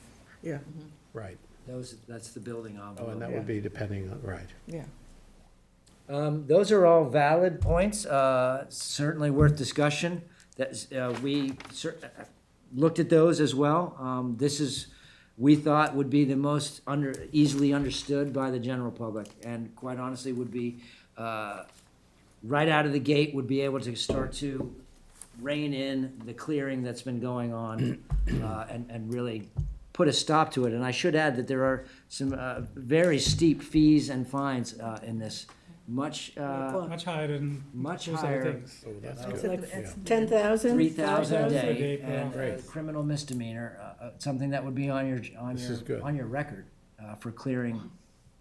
So, Criminal and misdemeanor. Yeah. Um, If it Is ever that the goes through right the court word? Let me make docket, you sure know, that's that the- could get hung up I was glad for to 4 see- planting I seasons. was glad to see set that there's a decent exemption list of things, like a damaged tree, a diseased tree, because you don't wanna, you know, you We don't wanna already have. do that. Yeah, you wanna We're have that, already and so doing it's- that. Nobody, Yeah. there's no liability for somebody's waiting on a permit for 30 days to take down a tree that's Oh, that's no. diseased. No, So that's, you- that's, got that's a in the good- exempt, they've got a lot of good Yeah, a good exemptions. exemption. those developed with town council and the Emergency Management Administration, and obviously who runs code enforcement. So they have looked through this code. This is not just out of long-range planning. Council gave us advice on on the fines and fees and what they were able to achieve, and as did the Emergency Management Code Enforcement So, Administration. one quick thing, I may have missed it. It was a lot, but you didn't have a definition of a project limiting fence. It wasn't defined in your list of definitions. And I think also that maybe whenever there's an application, whether it's for a new lot being developed, or if there's a 800 or 1,000 or 50, they should have a project limiting fence. It's as in part there. of- And there's even a. It might have been there, but there wasn't a It definition. wasn't of what- defined. Yeah. Okay, yeah, I refer, yeah, I did mention silt fences here, and I did put in the Okay, project so limiting fence. Whether you need to or not, I it's think this. they're defined in stormwater, Okay. but I will make sure that Because we're requiring project limiting fences now. this is requiring permitting. Any permit has to be put out at the front of the house, and so the public. Posted? Yeah, Posted, posted, that's what I Yeah, meant. like a building Posting. permit. Yeah, No, sorry. so we have posting and we have project limiting fence. And I know you As a have silts. stipulation of the Yeah, you permit. have fences If need in be. the ground. And silt fence May in may the not be ground. using the correct words, but. Well, I just think that getting back to the appeal process, that has to be thought out better. Okay. Because if the appeal, and there will be, look how many re-veg plans we have, look how much time that takes. It's not even a question of time, as it is, we're relying totally on you. You know, it's your evaluation and your recommendation. You go, you see, you get a plan, and you say to us, I'm satisfied. Yeah, But it's you. it's true. And so, with an appeals process, I don't know what we do, you know? I mean, I happened to make a recommendation a little while ago, because I know that, I pass that property all the time. So how can we think about this? It's a tree so Southampton Village has a tree commission. That's Oh, they do? something. Oh, they do. They're regulating public trees though. So that's Oh. street trees. Or landmark or heritage trees. They're going to start designating certain trees. I've seen Friends of the Trees groups. I've seen, basically you're getting an interagency or We an can't, arborist, maybe someone from planning staff, someone from building. We're gonna do some kind of integrated management where we can get a team of people together that look at these, and they're going to have to. It's like Trails Advisory Group. Let's Or the say. Ag Advisory but Committee, Exactly. we're focusing on trees. And the appeals process is going to be, in general, they don't like what planners decided. So having a tree expert, it may not provide the support we would need. So I think it comes back down to, if we're responsible, depending upon what the reason is, we would have to hire a consultant. I mean, I think so, but I tell you, I don't think it's this board's work. What? I really don't, as much as we all support this. But it's like presenting something, but it doesn't, where's the caboose, you know? Well, the reason is because you do APOD right now, so you understand some of the issues with the over clearing and clearing more. Yeah. I have a couple of questions in my Sure. mind, but I don't wanna like necessarily air them right now. Like, why don't you make a recommendation that they can reconsider or give some more thought to the appeal process? And then let us internally go through, because I have a couple of questions in my mind that I'm not able Certainly. to square away right. And I this should say, second. we have another opportunity. The public hearing is not until the 24th. We do not need to adopt any referral today. This is us This getting was- your Yeah, information, yeah. starting to get So like a So that report was good. we should together have, for do you. some consideration. Yeah. We can present to you some viable alternatives to the planning board, being the appeal body, and see if something else, comes to light. So the people in land management, I mean, we often have projects come to us and we're the ones that say, you need to put more bushes here, you need to put more evergreens here. Does land management ever do that when people come for permits? Oh, yeah. They'll say to them, you need to do this, you need to do that. Okay. We are telling them, this is what we have seen you do before. Okay. And so by the time they're getting to you, and if they're pushing back on something, it's because we've already said you're going to say something very similar to what you said. Okay. Because we've done it many, many times before. So, Um, yeah. Okay, but this is good information. We're gonna. Back again? Oh yeah, we're definitely doing the 12th. We'll be back. Probably Janice will be with us. Janice certainly will join us. And then we will get like a preliminary comments list together. But just if you have any questions, don't email. Just jot them down and we'll incorporate them in. The other side of all of this is that at one point, remember, you wanted to take this in as an administrative function in the land management department. APOD. Yep. APOD. And I think we resisted because we wanted to see what was happening. Maybe it's an idea that this is handled administratively. I don't know. It would be dependent on the staffing that you're recommending. That's If right. we can get a robust staff together with people that are knowledgeable on these. But you're talking about an advisory group. Yeah, but they are already are they going to second guess themselves? Or are there going to be two departments in land management? If land management says, no, we're not going to do this, they have to go somewhere else to an appeal process.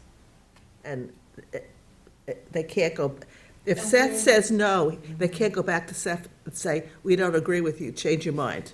I mean, that makes no sense. Well, first of all, there's us, and then there's Janice, right? So there is already an appeal. If you don't know it, there's an appeal process already, because it's what we agree, then Janice sees it, and sometimes she reverses what we say, and sometimes she's going the other way, more restrictive than we are. So, because we're people, we're doing our best about Judgment. situations. Right. Exactly.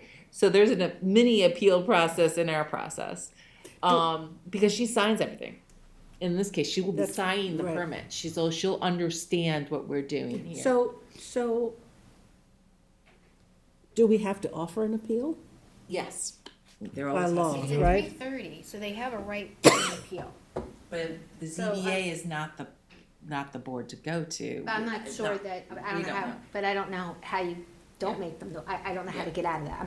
I'm legal and I'm having some issues. Well, But that's, yeah. well, let us talk inside and just try Okay. to square that away, because that's information you need.